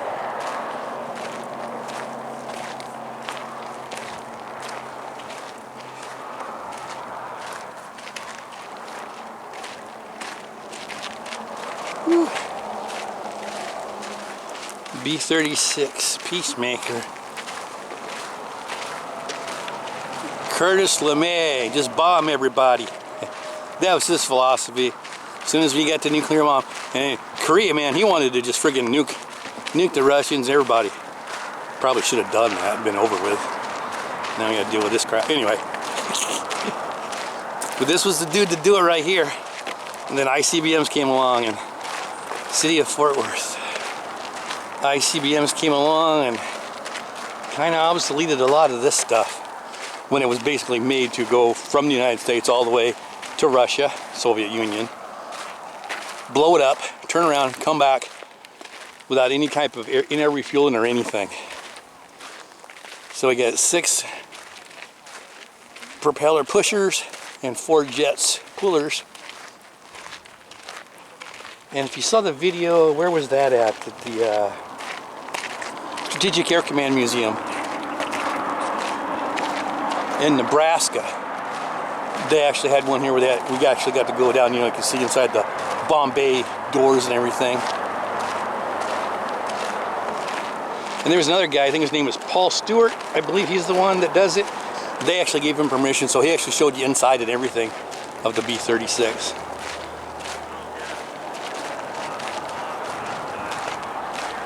Holy cow, is my arm gonna get tired. Woof!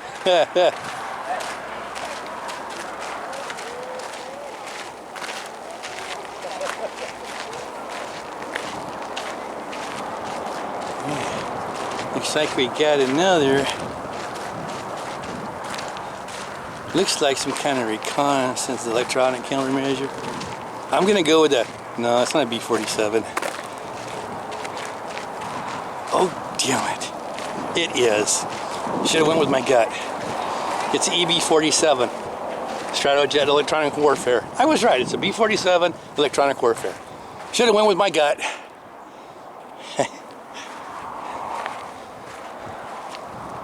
Cool.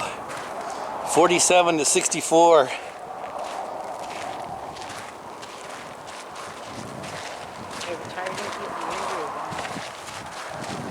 Yeah.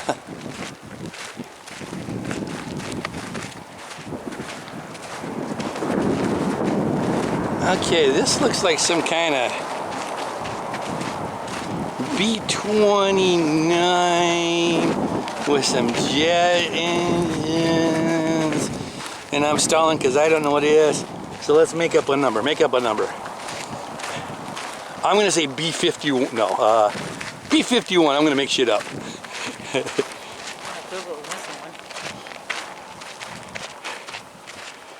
Yeah, because it looks kind of like a B-29, kind of. Then we got a couple of jet engines, so obviously it was after the B-29. Oh, wait a minute, that's not a bomb bay door there, so maybe we got another electronic countermeasure. It's a B, oh, I said B-51, didn't I? It's a B-50. It's an aerial tanker, damn it. See, and they had to put the jets on it to get this thing to go faster because now we're running the jet age. Yeah. And they couldn't go slow enough. These guys going full bore, jets going slow, so they couldn't match up to refuel in the air. So they had to start getting jet stuff on there. Oh, man. Okay. So, we're gonna go here and check that one out. And then we're gonna go back down. We're gonna go back that way. Oh my gosh. Okay, we're just gonna figure this out, but my goal is to hit everything.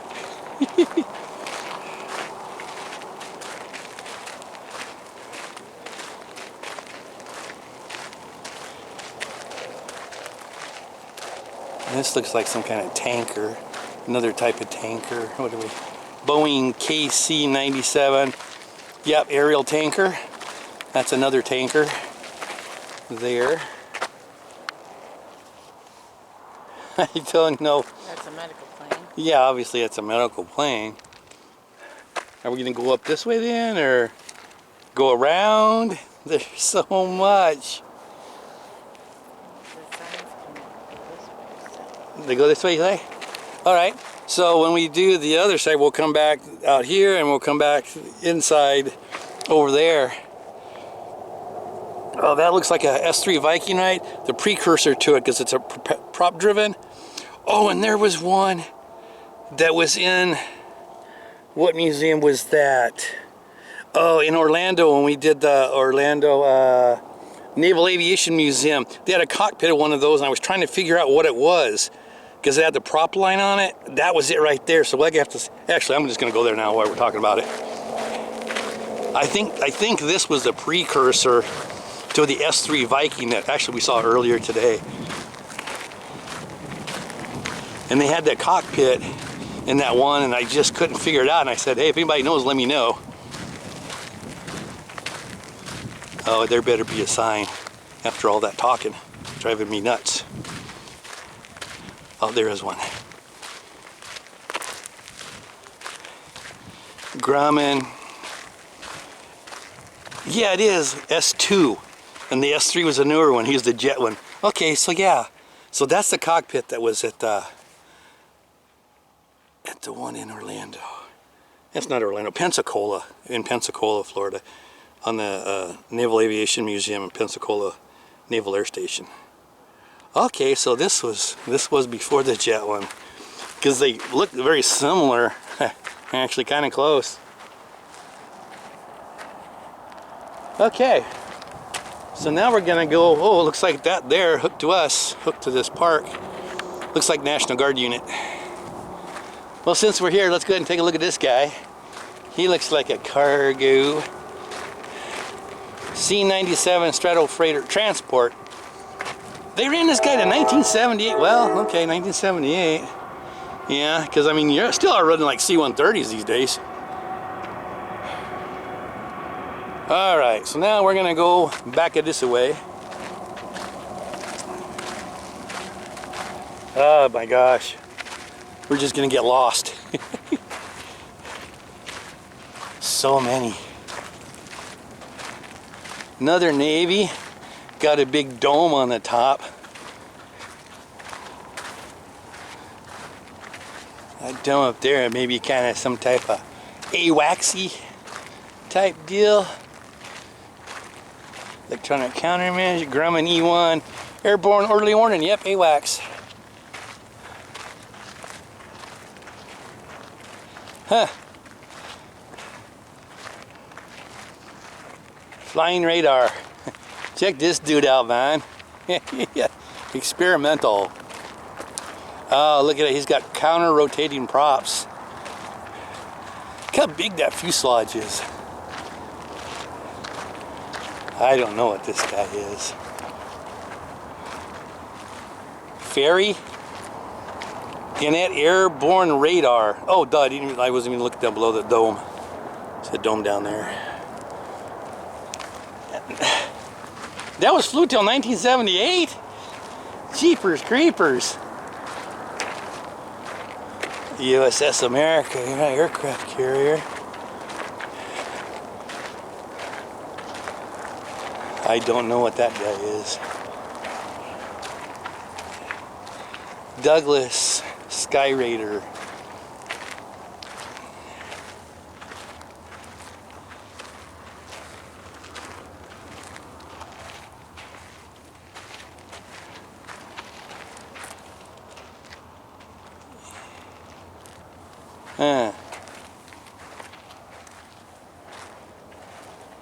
Here's a super guppy in the background. We'll get there eventually. Here's another one. What the hell? Is this the British? The British always have some weird looking planes. He got something because he's got his dome down below.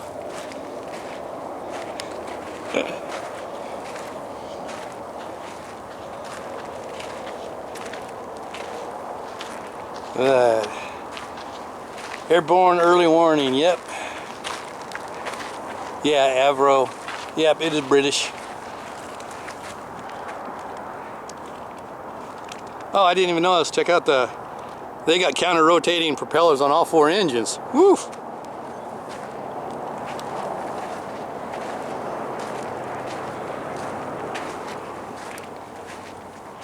Oh, here's another one.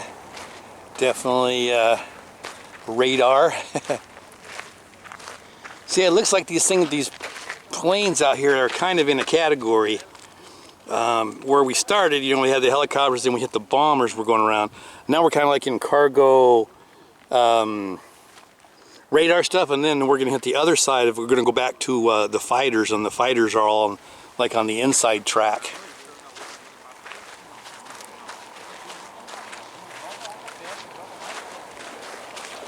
Jeez, look at that dome.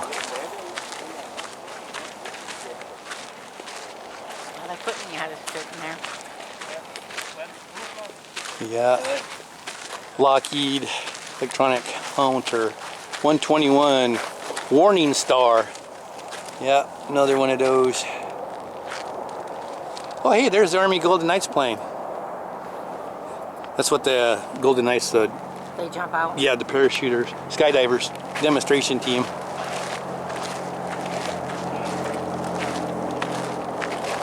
All right. Well, I would say we walk around this way, they come up. Well, we keep going up here, the fighters. We're gonna go up.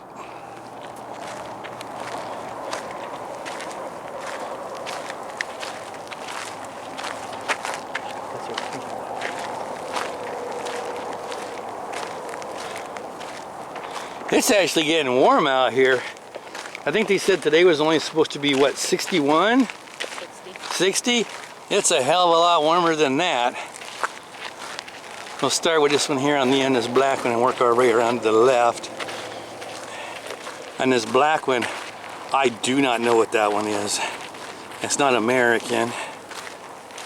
I'm gonna go Swiss. Switzerland. I don't know. I'm making shit up. It looks Saab.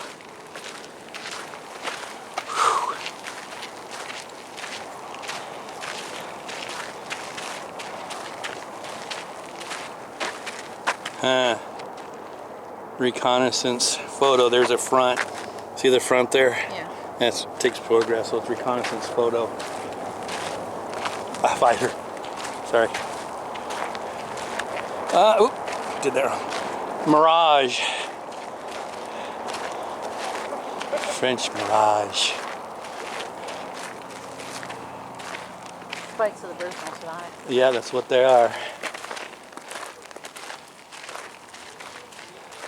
Dassault Naval Strike Fighter Extendard.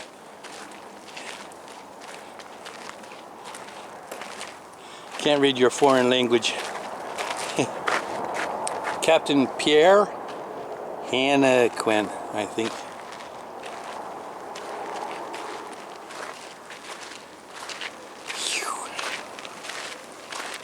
Here we got, that looks another experimental. Looks like some kind of trainerish thing. Yep. Trainer Fugua.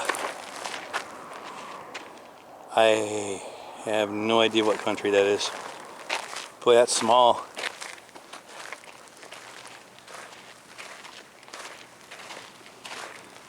Check that dude out. Another T3. That's a trainer. Hunting.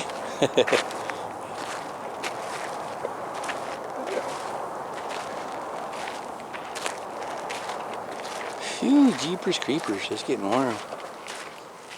Isn't that a Swiss emblem on that stabilizer back there? Yes. Hawker Mark 58 Hunter Fighter. Geez, that thing flew down 94? Whew. What is Swiss? Look at this little dude. That looks French.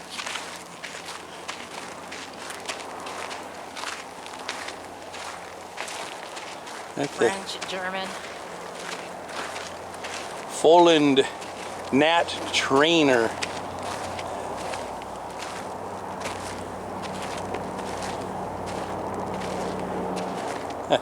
Ah, here's German. Strike aircraft. Dassault Brigade. I can't even pronounce it. Sorry, guys. Oh, that's kind of a cool looking.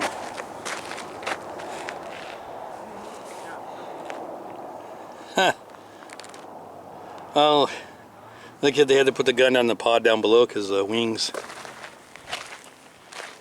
can't support it in their high wings. Ah.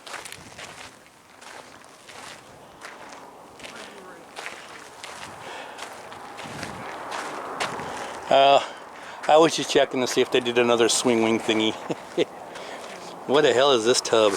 English Electric. English F-53. Electric. F-53. Fighter bomber. Flew to 86. What? 86? 67, 86. Oh, what country was this? Well, it says English, so it was England. Well, there's a maple leaf back there. I don't know. Canadian. And then it's got a German flag. I'm not sure, guys, what this. Who's flying that, dude? I don't think the American. Oh, you know why it's so tall? It's a twin engine, but instead of seeing side by side, check it out. They're stacked on top of each other. That's different. Look at that. That would explain why the fuselage is so tall. The engines are on top of each other.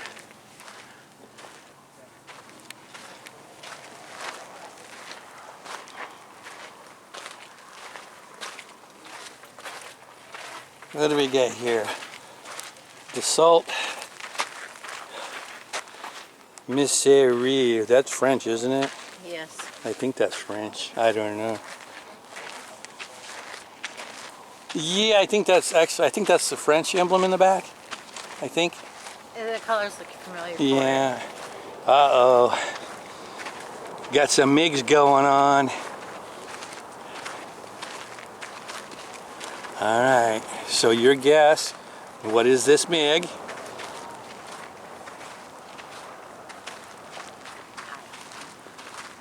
MiG-15. Remember, this is the one that was fought against the F-86. Remember, we saw these two next side by side?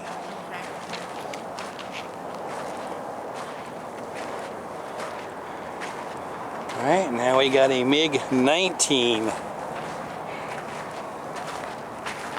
They're flying them right now.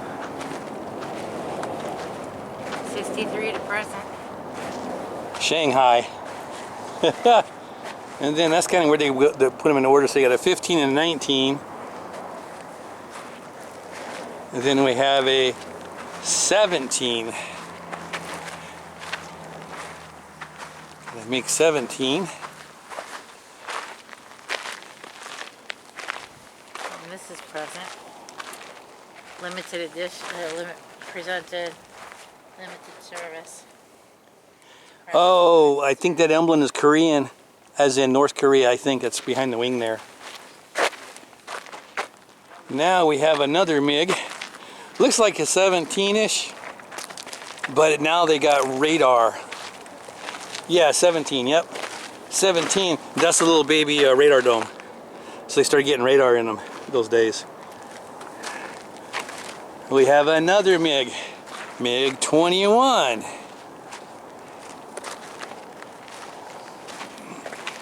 The fish bed. Oh, and then that's a MiG-29 coming up. So this guy's still flying too, MiG-21. And the MiG-29.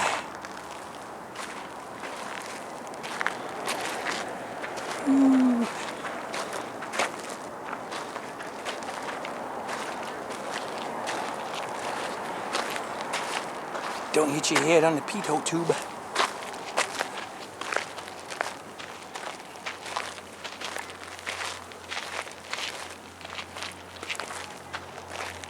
Yeah. Oh, we did miss the sky crane. I didn't get the sky crane.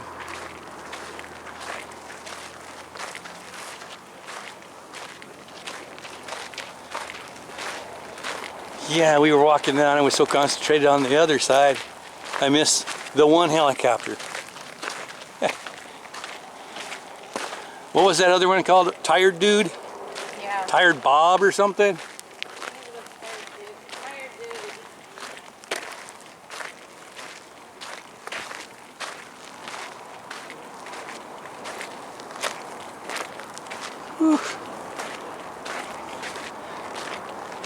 Sikorsky CH-54A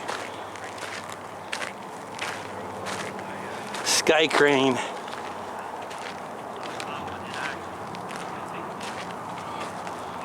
Wow.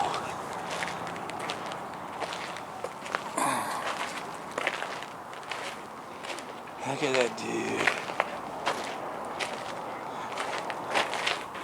Got himself a big old winch. Couple little winches on the side. And my job is to haul cargo. Alright. So now we're gonna regroup and set up for another line. Alright, here we got F-18 Hornet, obviously. Blue Angels.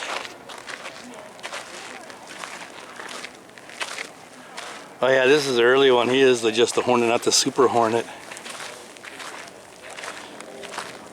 Here's A4 Skyhawk. That's the one where John McCain got shot down in.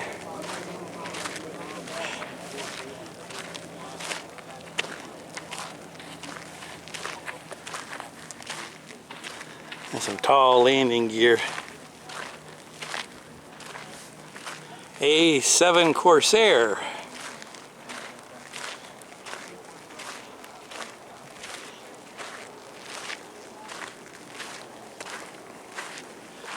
USS USS Kitty Hawk again. And that is no, Kim's too far back behind me. A6 Intruder. Flight of the Intruder. Okay, here we have, looks like an Intruder, but look, there's extra windshield, windscreen, and got some radar shit going on. So that would be the,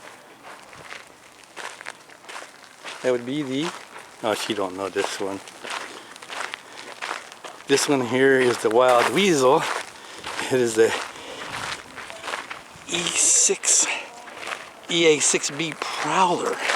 So you got the Intruder and you got the Prowler.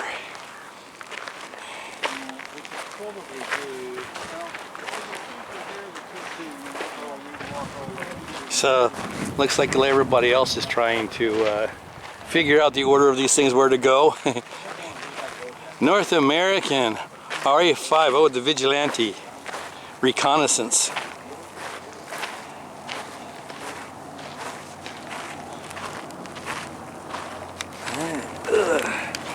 See if we can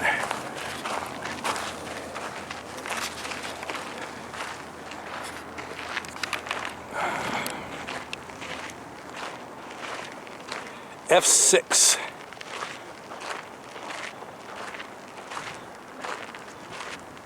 Skyray.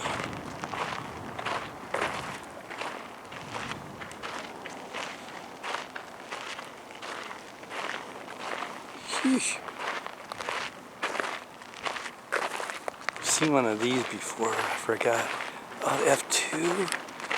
Oh, the Banshee. This is a Banshee photo reconnaissance. Yeah.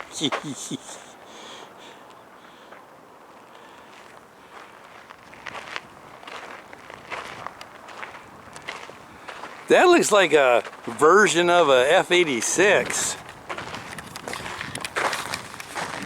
Let's get this on. FJ-4B Fury Nuclear Strike. Boy, that sure looks very similar to an F-86. And of course we have the F4.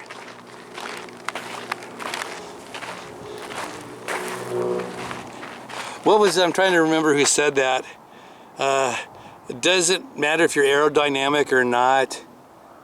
If you put bigger engines, it'll still fly, and they were talking about this guy. I can't remember. Anyway, it was worse to that effect. It was very, very much like that. Oh, I think Lockheed, I think maybe Kelly Johnson or somebody said that. Just proves if your aerodynamics don't work, just put a bigger engine in it. Something like that. Here's the Panther, F9 Panther.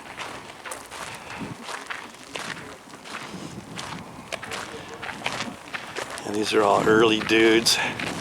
Hey, there's the, behind it is the 787 Dreamliner.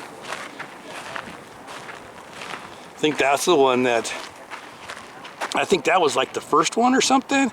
One of the ones they did all the testing on. That thing used to fly over Roswell at the airport for, geez, like a month, and because they were doing all their brake testing on it.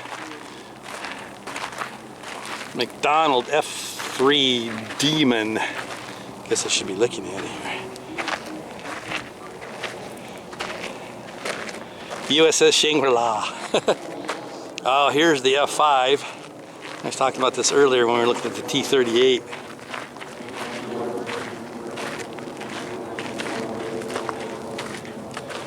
So kind of take a T-38 and turn it into a fighter instead of a trainer, and you got the F5 basically.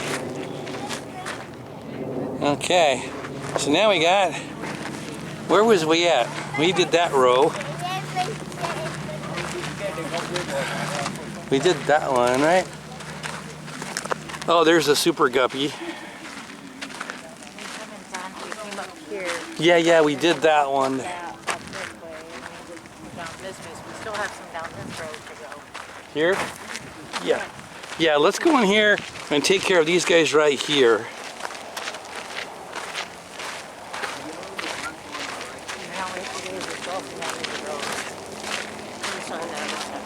Yeah, as you can see here, we got the tram people. Because it's a lot of walking, and there's a lot of people that, you know, we've been here since 9. We've been here over 4 hours already so far, and we still got a ways to go. So there was the Golden Knights we saw on the other side. And we'll go ahead and come. Wasn't this, is it this one?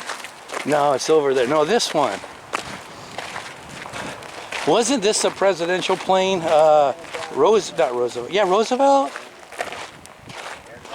VIP transport. General Eisenhower. Yeah. So Eisenhower, because I think I'm not 100%. FDR had one of these too.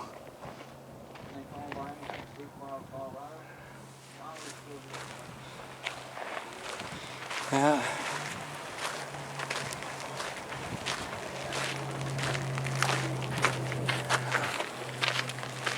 That's oh, that's the same. Isn't that a H-21? Was it? Didn't we just see one? Even this here is a Sikorsky H-3. Oh, this is the one we saw earlier that I was talking about, Riptide. This aircraft served in the presidential, in the presidential fleet. All right. Another transport, another presidential plane right there.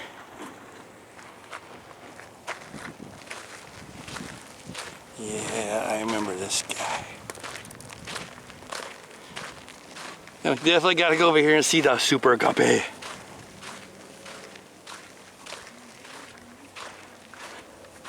Another transport. Lockheed.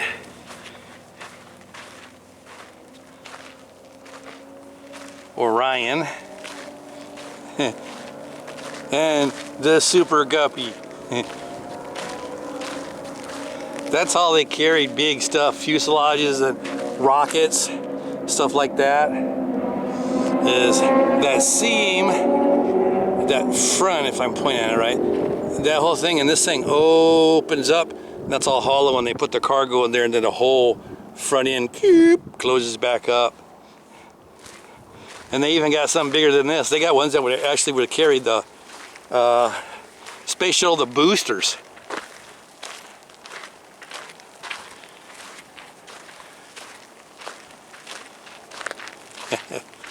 Jeez, look at that thing. That thing could actually fly. Super Guppy. Look at that. All right. So, ooh, shade. Okay, there's another transport. We were right next to that one. That's another transport guy.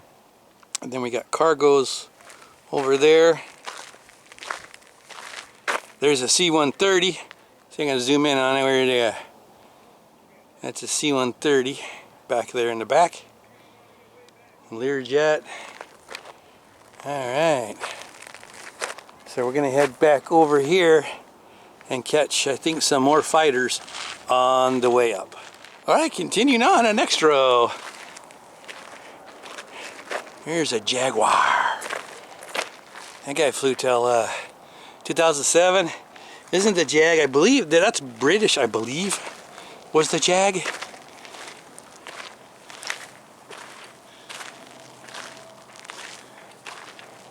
That landing gear, it looks like Russian, because Russians always made some serious heavy-duty landing gear because they don't have good runways, and they were planning on having to land in fields and pastures and stuff. Got another Beechcraft, Navy. Oh, it's a trainer.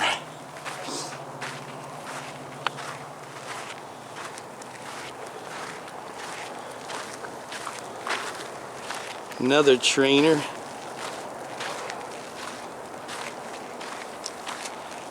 T-34 Mentor. Hey, that's kind of a fitting name for a trainer, isn't it? Here we go with a T-38 Talon, which we've seen a lot of those. Of course, they did make a lot of them. Oh, here's a T-37B trainer. I sat in the cockpit in one of these somewhere. Where was that cockpit at? Oh, the Stafford Air Space Museum. And I thought this was the same one the Canadian snowbirds flew, but it's not. I think I made that correction on that video. I'm not sure, but yeah. But if I didn't, and I told you that T-37 was the Canadian snowbird, it's not. This is a T-37 Tweet. They're kind of similar.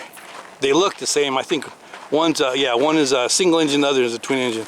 Holy crap, look at that. Holy shit. A 102 Delta Dagger, but it's a trainer, so it's a trainer fighter. Whoa. 102 Delta Dagger trainer. The pilot sits side by side in this guy. I bet you there ain't too many of those were made, I guarantee that. 102, yeah, because the 106 is a Delta Dart. Wow, that's a rarity right there. He's all fat in the front end. Normally it's all, we'll probably come across a F-106 or a 102. I don't think we haven't came across, but when we do, I'll try to remember, it's so much slender. That thing is just, it's bulbous. Look how bulbous it is. T-33 Shooting Star, another trainer. Then that guy evolved into the P-80. Then when the Air Force broke apart from the Army, then all their P's, which by the way stood for pursuit, you can see like the P-51, stuff like that. P stands for pursuit. Then when the Air Force became their own branch in, what was that, 47-ish, something like that, then they took the P's away and became F. So then this guy evolved into the F-80. Oh my gosh, what the hell is this thing? That could almost be sex toy-ish looking. That don't even look right. Glossier Meteor. Mark 7 trainer representing a Mark Night Fighter. Yeah, I never seen one of those before. That is goofy looking. Here's another T-33 Shooting Star, another trainer, different version.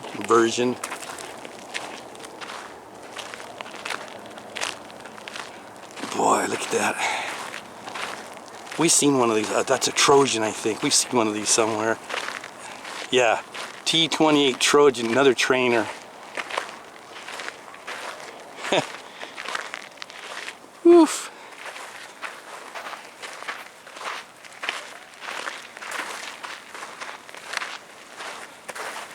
T2, hence trainer, the Buckeye T2 trainer. All the way to 2008, because the T-45 Goshawk, I think, is the newest one they're flying for jets. Another Lockheed T-1 Sea Star trainer. And that one I don't think I've seen before. Another trainer model.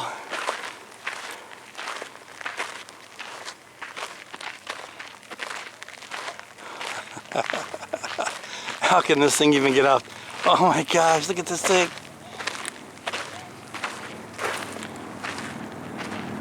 Another trainer.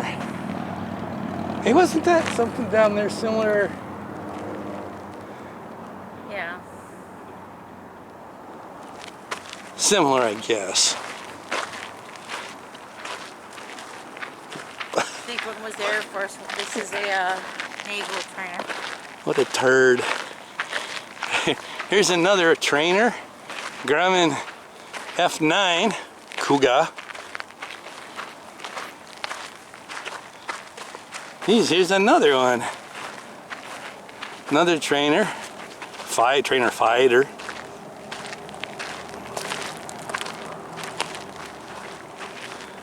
And then we got the Crusader, the F8. But this one is what's the particular model? This one, DF-8F Crusader Fighter Drone Controller. Okay. All right. So now we're gonna head over there and pick up another row, guys. All right, we got a Hawker AV-8A, but this is a trainer model. Hawker Harrier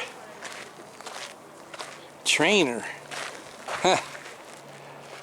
I think that might be the first trainer I've ever seen. Then we got another Harrier.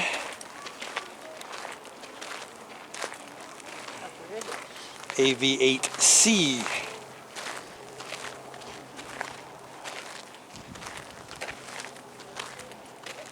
Yeah, I think our Marines were the AV-8B models. The Marines were flying the B models.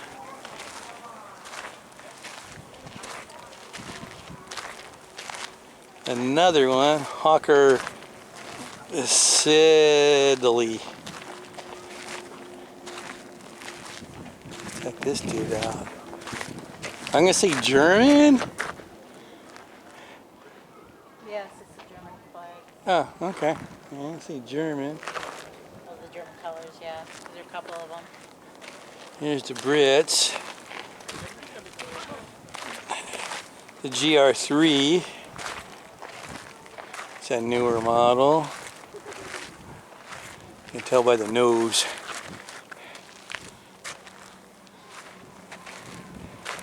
Look at the nozzles. So they got the two nozzles on each side, and then on the wings there, they're called puffers. Where are they at? The wind's starting to blow a little bit. I'm trying to look underneath. Smacking my head. I'm looking for the puffer. Then I believe we had some exhaust coming here too that can control. Yeah.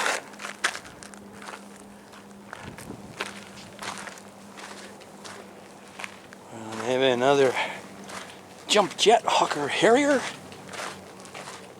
Look at that. Your nozzles.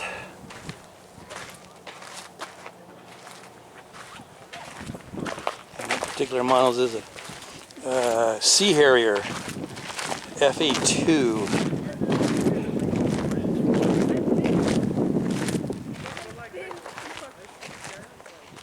And here's a GR5 Harrier 2. British Aerospace. Look at those nozzles, quite a bit different. I'm gonna say this might be a newer model. Totally got different nozzles on it.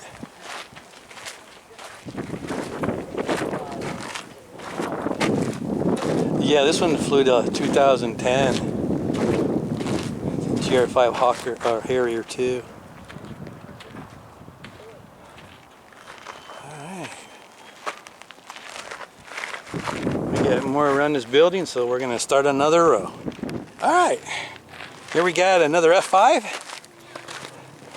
which basically was the, I'm saying basically, you know, there obviously were differences, but the T-38 turned into a fighter. Well, they're still using it as a trainer. Yeah. F-104 Starfighter. Another Lockheed Kelly Johnson. What do they call this? Rocket with a man inside. He was an interceptor. Excuse me. Oh, fighter trainer? 105D? Oh, wow, okay. I didn't notice that. Yeah, it's a two-seater. This is a trainer for the 104 Starfighter, because the 104 Starfighter is a single. Yeah. Oh, that's an actual trainer. Did not, don't think I've seen one of those before. That's cool. That's a 101 Voodoo. No, that's a RF 101. Reconnaissance. Yeah, because there's your camera stuff.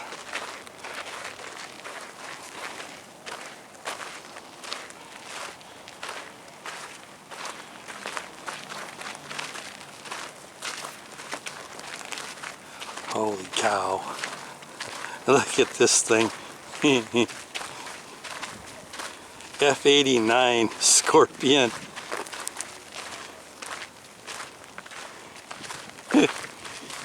Fighter interceptor. Okay.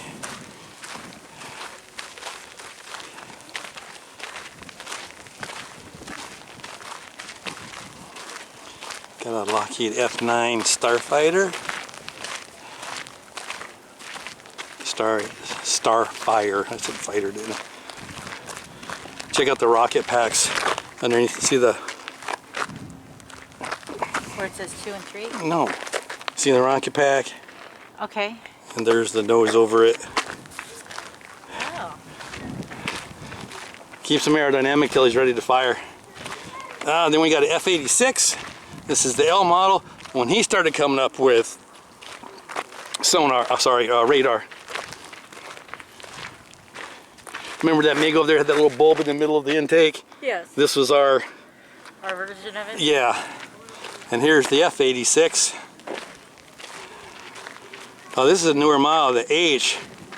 Look at, he's only running 4 guns. Oh, is this the one they put the 20 millimeters in?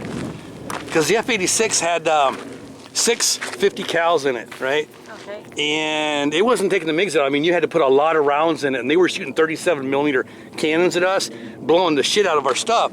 So they built a few of these. Those are, I think those are 20 millimeter cannons they put in these things. Yeah, okay. Oh, that's cool. Another T-33 Shooting Star trainer. Again, we just saw one of those on the other side.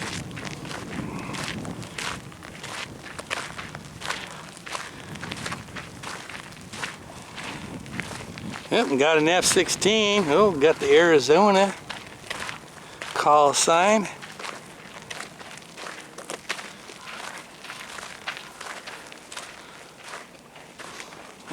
Hey, looks like we got some bathrooms over here, so. Oh, geez. That's the F-16A model. Whoa, that was one of the first ones to come off. The A model. Oof. So this was the guy, the closest one that Boyd could get to be a true fighter. Even though the Air Force got hold of it, they extended the fuselage because they wanted more fuel. But even that, everybody thought, because they already had the F-15, it was already flying, right? And Boyd said, no, you screwed up the F-15. You need a truly, just a fighter. So he comes up with this guy and they're thinking, oh shit, yeah, we'll let Boyd do his thing because he ain't gonna win. He can't take on the F-15. Look how small it is. He ain't even gonna have the range of the F-15. He has more range than the F-15. Yeah, it's just, I mean, there's so many things about it. It's just very amazing. Okay, so we're gonna do a bathroom break and we'll get back at it. 1 hour later. All right, continuing on. We got an A7 Corsair. think we saw one of these already, didn't we? I think we did the Corsair. Okay, here's the F-106 Delta Dart. So check out the windscreen on the canopy. Remember that 102 Delta Dagger trainer we saw, that big bulbous end? Well, this is what they actually look like from the front. Super wedgy, aerodynamic-y. So that's the 106 Delta Dart. Here was the 102 Delta Dagger. This is the one we saw that actually was the trainer. So look at the cockpit. It's just a wedge. These guys were made to be interceptors, to get there quick to keep the Russians from coming over. So they were built for speed. That's why they're so aerodynamic. This guy here was kind of a flop. He was always having problems, underpowered and everything. And then this is the guy that replaced him, the 106. So this guy here never really lived up to what he was supposed to do very well. Oh, here we got an F-100 Super Sabre. This was the guy that came after the F-86 Sabre jet, the one over there we was talking about with the two 20mm cans. This is the guy that came in after him.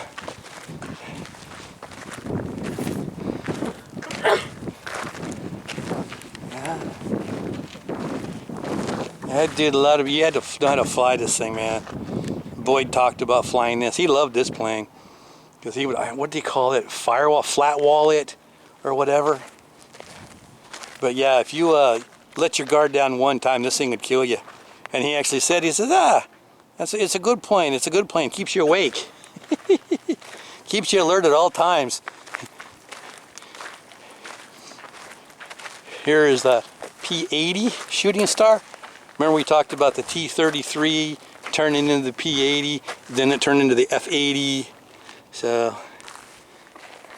that is the P-80 version. B, and then it's even got the F-80 emblem on it.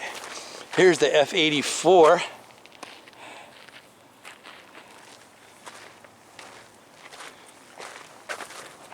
This is the one that was before the F-86 when we went to kind of our first realish fighter, if you want to call it that. We talked about that when he was on the inside.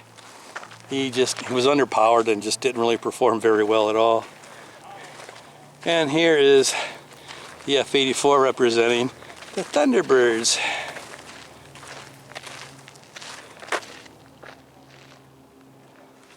Oh, F-84. F, Thunder Streak. Oh yeah, because Thunder Streak. Because you had a whole bunch of different models. You had the Thunder Flash. I think we saw the Thunder Flash inside. Had the camera and stuff on it. Because this, the first one was a Thunder Jet, and then we got Thunder Streak. And they actually did start getting some decent engines in these towards the end of their life. Here's another F-16A early models. Oh, here's the F-16B. That's pretty cool. That's a trainer. Fighter trainer.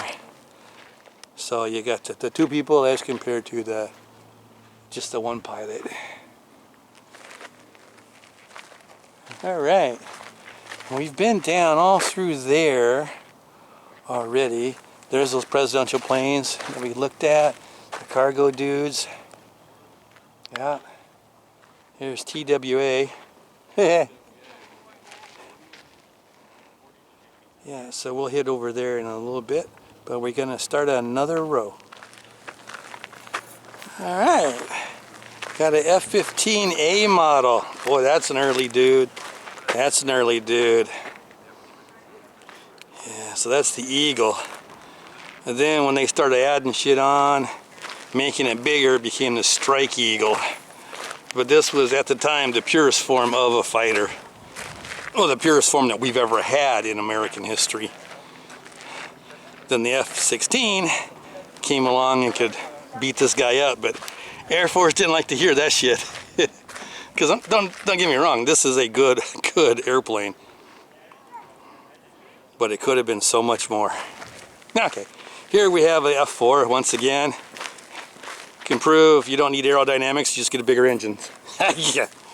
Here we have a F-105 Thunder Chief. Oh, that's the Wild Weasel version, which is the electronic countermeasure one. That's why they got 2 people in there. That dude in the back, he ran all the jammers, radar jammers, stuff like that.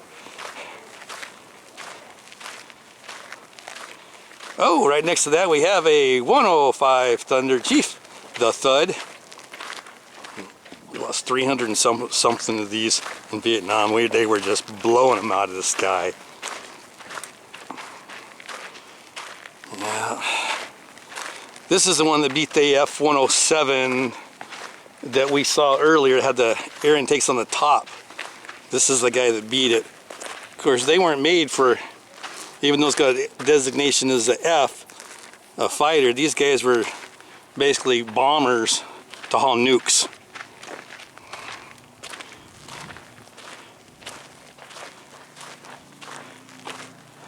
Whoa, look at that weird ass looking guy. We're gonna have to go check him out. Let me zoom in on that guy. Look at that weird, oh my gosh. Don't know what that is, that's for sure. Yeah, okay. Let's finish this line here. That looks like we got another MiG coming up.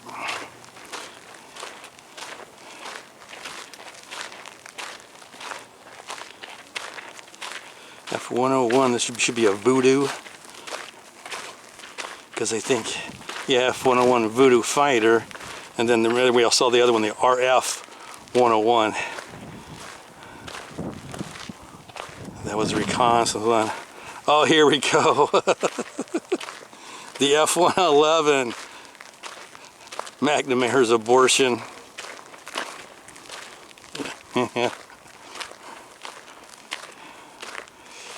Yeah. Yeah. The Aardvark.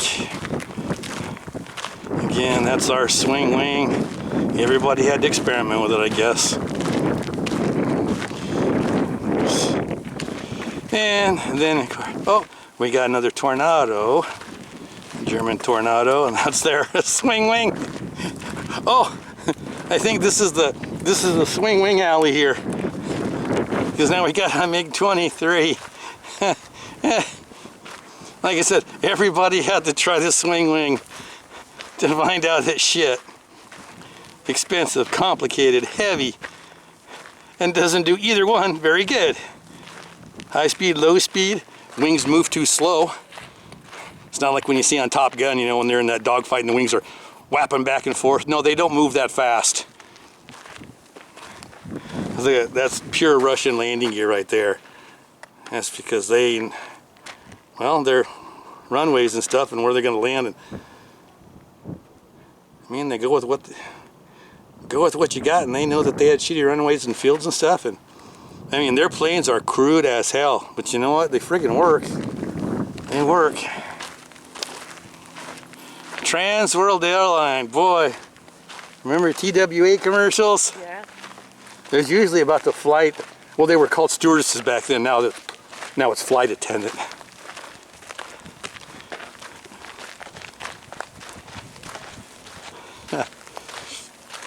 Oh, we didn't actually go to that one. That is a, let me get a little closer and I'll zoom in on it. That is a, let me zoom in. That is a C-141 Starlifter transport. And it's like a double decker, so you can put a whole bunch of stuff underneath and carry 141 troops on up on the upper deck inside. Yeah, C-141. Those are just a B planes. All right. And of course we've already walked there, so I'm going to go ahead and scan this area because we're getting ready to go in a different area. So I'm going to back up here and we're just going to scan all this here. Yeah, it's quite a, well, we are now going on 5 hours now that we've been here, and we still got more to go. It's kind of weird because I just changed my card and my card said 2 hours and 39 minutes and it was full, but we've been here 5. So either it's lying or I wasn't filming a lot. But I think we pretty much are filming everything we've been walking around, so I don't know. I know it's going to be a long video. I was thinking about making it a part 1 and a part 2, you know, stuff like that, but no, I'm going to make it one big ass video. This way you can park your ass on the couch, get your popcorn, and veg. At least that's what I'm going to do when I watch them. Okay, so we're going to walk around over here, and they got some stuff. And one thing they got that's really cool, there's only one in the world. They had 2 of them. There's only one left because they demolished the other one. And if I can get the designation right, it was a YC-12 or a YC-14. Basically, it was, they tried to make a C-130 but with jet engines. Yeah. So they built 2 of them, found out, yeah, this shit really is not working out. So one of them they scratched right here because we're right outside of where this Pima Air and Space Museum is. We're right outside of Davis-Monthan Air Force Base, which actually is just across the street. And so they took one of them over there, because that's also where the bone, I guess that's the point I was getting to why Davis-Monthan was over there. That's the boneyard where all the planes go, military planes, and they sit there for a while in case they need to salvage parts or whatever, or if they decide they're going to rebuild it at some time. And then if not, they squish them all up, they strip them out, and take all the parts off and scrap them. So they took one of these YC-12s or 14s, I can't remember the designation, and they squished it, it's gone. So there's only one left in the world, and that's here. And it's really cool when you can see one-offs, you know, when there's only 1 or maybe 2 in the world. So that's kind of cool. So what I'm going to do is I want to go over and see what this weird, is there a sign? I hope there's a sign, because I have no idea what that thing is. And hopefully we can find out what this is. And then we're going to go on the other side of this hangar, which we've already been in. And on the other side, which is where we got some more planes. I don't see a sign. Here's your sign. Oh man, I don't know what this thing is. Dang it. Look at this goofy looking plane. Obviously some kind of cargo. Well, let's go check that. Is that canvas?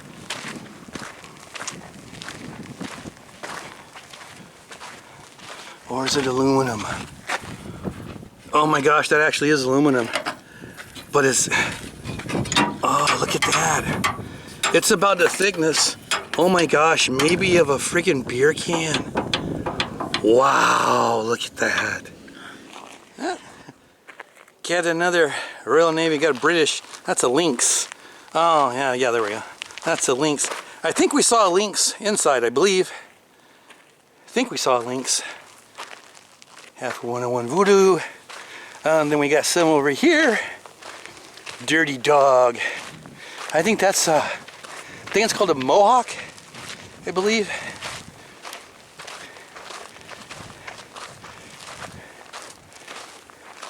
Yeah, Mohawk Observation Grumman OV-1C. Going to look for trouble. Bronco. Another observation plane. Yeah. And then we got another one. That's that pusher puller. Got a prop in the back pushing. You got one in the front pulling.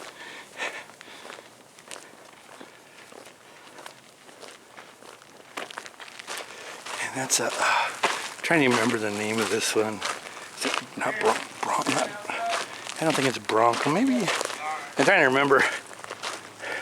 So many names that are in my head. I know quite a few of them. And then they start blending. Ah, shit. Skymaster. Wasn't even close. Anyway. Continuing on. Alright. Here is a big ass, holy cow, sofa. Okay. Stratospheric Observatory for Infrared Astronomy, NASA. Cool. That's a biggie. Look at that size of that thing. I don't understand how these things can go off the ground. And no kidding, right?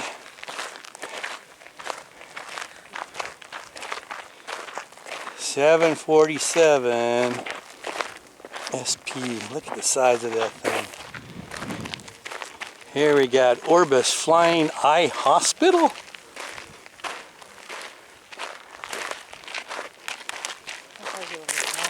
Yeah, it does on that plaque. DC-10. Oh, wasn't that DC-10s? A bunch of those guys cried. They got a bad name. I think that was DC-10s way back. Was it 70s or 80s? I think people got scared to fly the DC-10s. Well, here we got over here. I think we got another 747 GE propulsion test platform. Oh, that's a commercial plane there. Cathay Pacific. That's a airliner. And here they got planes and helicopters that are getting ready to... Oh no, they actually got the plaques on them. I thought they was gonna put them out on the field when they did a little bit of work to them. Then we got over here, that's what I came to see here. Yeah, the YC-14. That was gonna be our jet version of the C-130. Oh, got another boat plane over there. Can't hardly do any walking.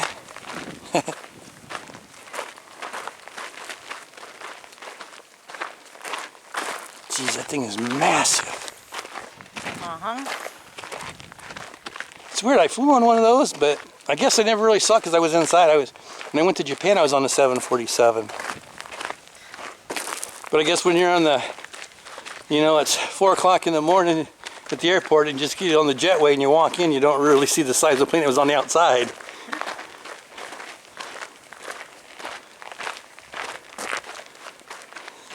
Look at this guy. Yeah, Boeing YC-14. And that's where your jet engines were supposed to go.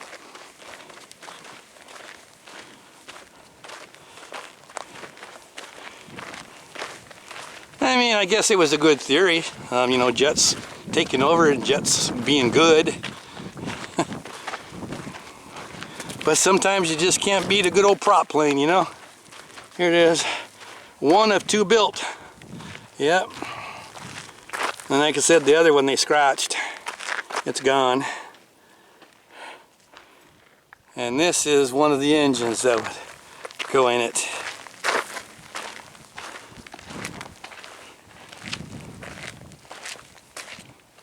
That's pretty. So they had 2 of those